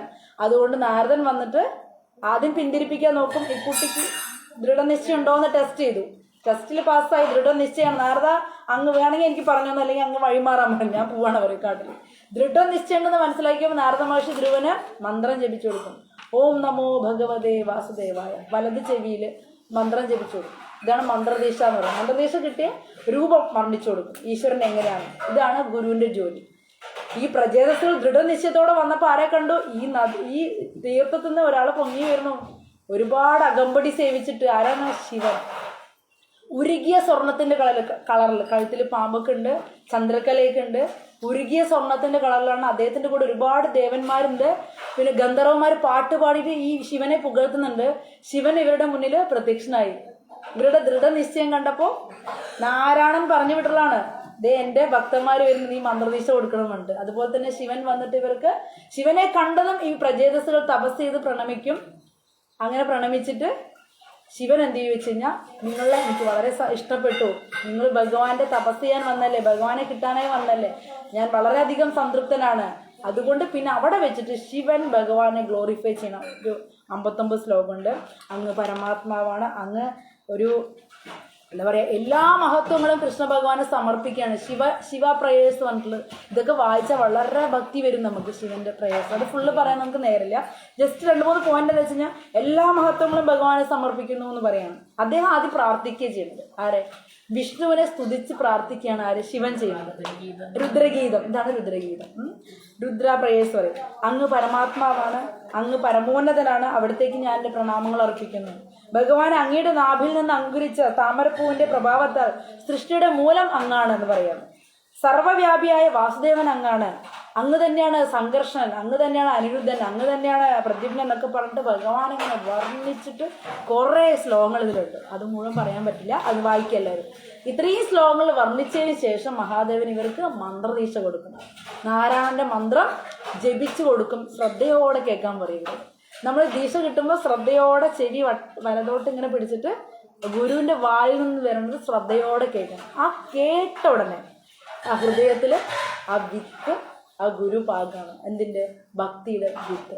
അങ്ങനെ നമുക്ക് അവിടെ നിന്ന് പിന്നെ നമ്മൾ ജപിക്കുമ്പോഴാണ് ഇത് കണക്റ്റഡ് ആവുള്ളൂ, അല്ലേ? കണക്ഷൻ കിട്ടി നമുക്ക്. ഇന്ന് നമ്മൾ സീരിയസ് ആയിട്ട് അതിന് വേണ്ടി പ്രവർത്തിക്കാൻ വേണ്ടി ഈ കണക്ഷൻ കിട്ടുന്ന വരെയുള്ള ജപം, നമ്മുടെ ആ കണക്ഷൻ കിട്ടാൻ വേണ്ടിയുള്ള ജപം. ഇപ്പം നമ്മൾ ജപിക്കുന്നത് എന്തിനാണ്, ഗുരുവിൻ്റെ ഭഗവാനും തമ്മിലുള്ള കണക്ഷൻ നമുക്ക് കിട്ടാൻ വേണ്ടിയിട്ടാണ്. കണക്ഷൻ കിട്ടുന്നത് നമ്മൾ ഇതിൽ കറക്റ്റ് ആവുമ്പോൾ, ജപിച്ച് നമ്മളത് പ്യൂരിറ്റി ആവുമ്പോൾ നമുക്ക് സ്വയം എല്ലാ സാഹചര്യവും അതുപോലെ വന്നുപെടും. ദീക്ഷ എടുക്കാൻ വേണ്ടി നമ്മുടെ ഉള്ളിലും ആ ഒരു ആഗ്രഹവും പ്രചോദനം വരും.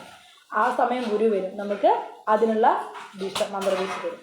അതാണ് ഇവിടെ ശിവന്റെ. അപ്പോൾ ഇത് കഴിഞ്ഞു, ഇതിലുള്ള ഈ ശ്ലോകങ്ങൾ കഴിഞ്ഞ് ഇവർക്ക് മന്ത്രദീക്ഷ കൊടുത്തിട്ട് ശിവൻ അവിടെ നിന്ന് മറഞ്ഞു പോകും. അവര് പ്രജേതസ്സുകൾ ഈ മന്ത്രം ചൊല്ലിയിട്ട് അവിടെ ജപിച്ച് ഒരുപാട് വർഷം തപസ് ചെയ്തിട്ട് നാരായണനെ പ്രത്യക്ഷനാകും. ഇതാണ് ഈ ശിവപ്രയേഴ്സിലെ കഥ. അപ്പോൾ ശിവനെ കുറിച്ച് എല്ലാവർക്കും അല്ലേ, നമുക്ക് ഈ മഹാഭക്തന്മാരെയൊക്കെ എത്ര വർണ്ണിച്ചാലും നമ്മളെ കൊണ്ടൊന്നും വർണ്ണിക്കാൻ ഒന്നാമത് പറ്റില്ല, അല്ലേ? ഇവരുടെ ക്വാളിറ്റിയിൽ ഒരു ചെറിയ ഭാഗം, ശിവന്റെ ഒരു ചെറിയ അംശം പോലത്തെ ഭാഗം നമ്മളിപ്പോൾ പറഞ്ഞിട്ടുള്ളൂ. അദ്ദേഹത്തിന്റെ ശരിക്കും മഹത്വം ക്വാളിറ്റി എത്രയാണെന്ന് നമുക്ക് പറഞ്ഞറിയിക്കാൻ പറ്റില്ല, അല്ലേ? അത്രയ്ക്കും വലുതാണ്. അപ്പോൾ ഇവിടെ നമ്മളിപ്പോൾ നിർത്തുകയാണ്. അപ്പോൾ ശിവൻ രാധാറാണിയെ ഭയങ്കര ഇഷ്ടമാണ് ശിവന്.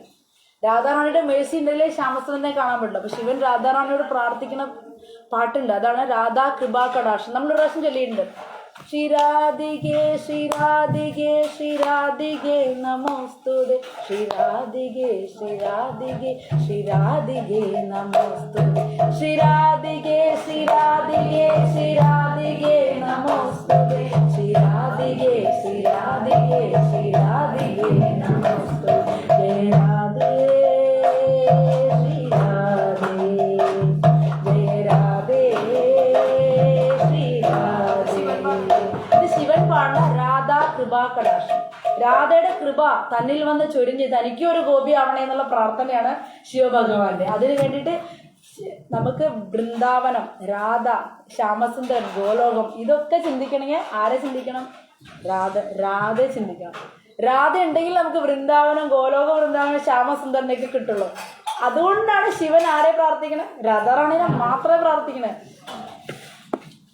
മുനീന്ദ്ര വൃന്ദവന്ദിതേ ത്രിലോകശോകഹാരിണി പ്രസന്ന വക്രപങ്കജേ നികുഞ്ജഭോഗിലാസിനി പ്രജേന്ദ്ര ഭാനുനന്ദിനി പ്രജേന്ദ്ര സോനു സംഗദേ തഥാ കരീഷ്യ സിംഹമാ കടാശവാചനി മുനീന്ദ്ര വൃന്ദവന്ദിതേ ലോകശോകഹാരിണി പ്രസന്ന വക്രപങ്കജേ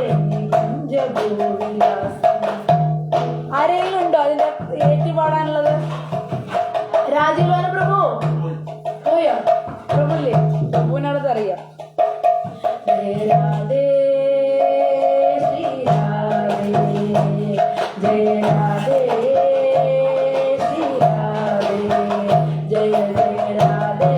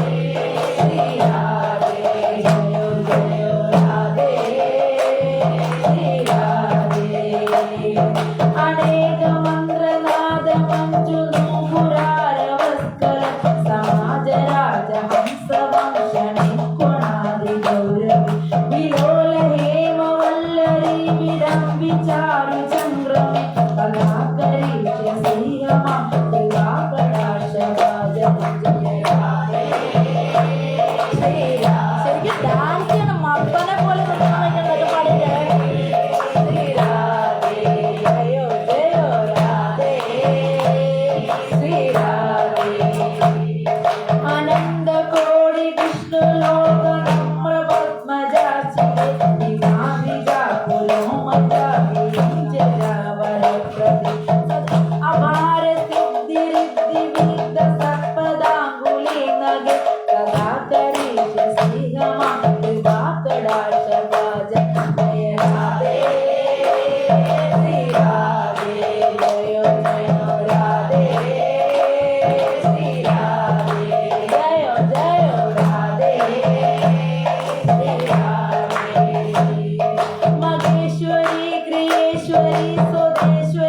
സുരേശ്വരി ശ്രീവേദപാരണീശ്വരി പ്രമാണശാസ്ത്രേശ്വരി രമേശ്വരി ക്ഷമേശ്വരി പ്രമോദകാനനേശ്വരി വ്രജേശ്വരി വ്രജാധിപേ ശ്രീരാധികേ നമോസ്തുതേ രാധേ ശ്രീരാധേ രാധേ ശ്രീരാധേ ജയോ ജയോ രാധേ ശ്രീരാധേ.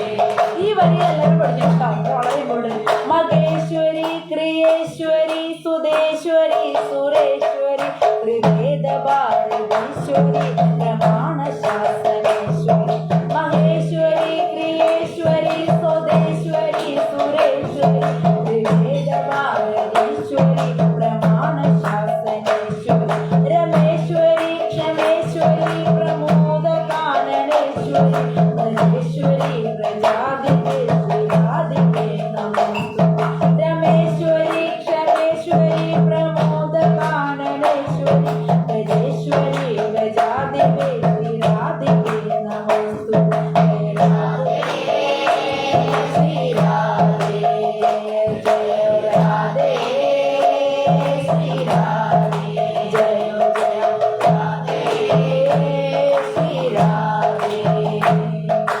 ഇതി മമദ്ഭുതം സ്തവം നിശമ്യ ഭാനുനന്ദിനി കരോതു സംഗഭഞ്ജനം കൃപാകടാശഭാജനം ഭവേത്തദൈവ സഞ്ചിതാ ത്രിരൂപകർമ്മനാശനം ലഭേതദാ വ്രജേന്ദ്രസൂനു മണ്ഡലപ്രവേശനം ജയ രാധേ ശ്രീരാധേ ജയ ജയ രാധേ ശ്രീരാധേ ജയ ജയ രാധേ ശ്രീരാധേ. കഴിഞ്ഞു. രാധാ കൃപാകടാക്ഷം കി ജയ്.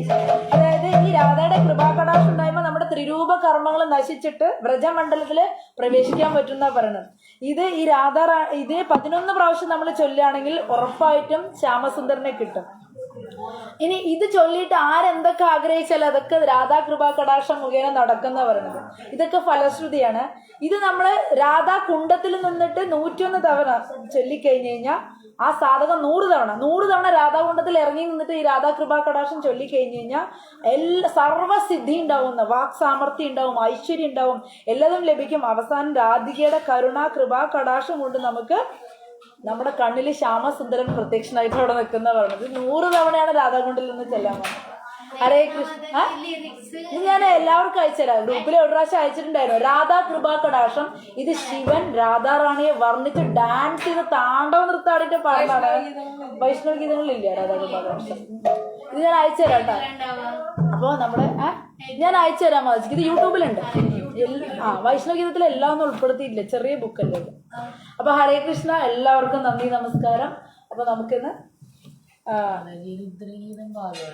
ഭാഗവത്തില് രുദ്രഗീതം വന്നിട്ട് ഭാഗവതം 4-ാം സ്കന്ധം 24-ാം അധ്യായത്തില് 59 ശ്ലോകങ്ങൾ രുദ്രഗീതാണ്. ഇത് നമ്മൾ വായിക്കണം.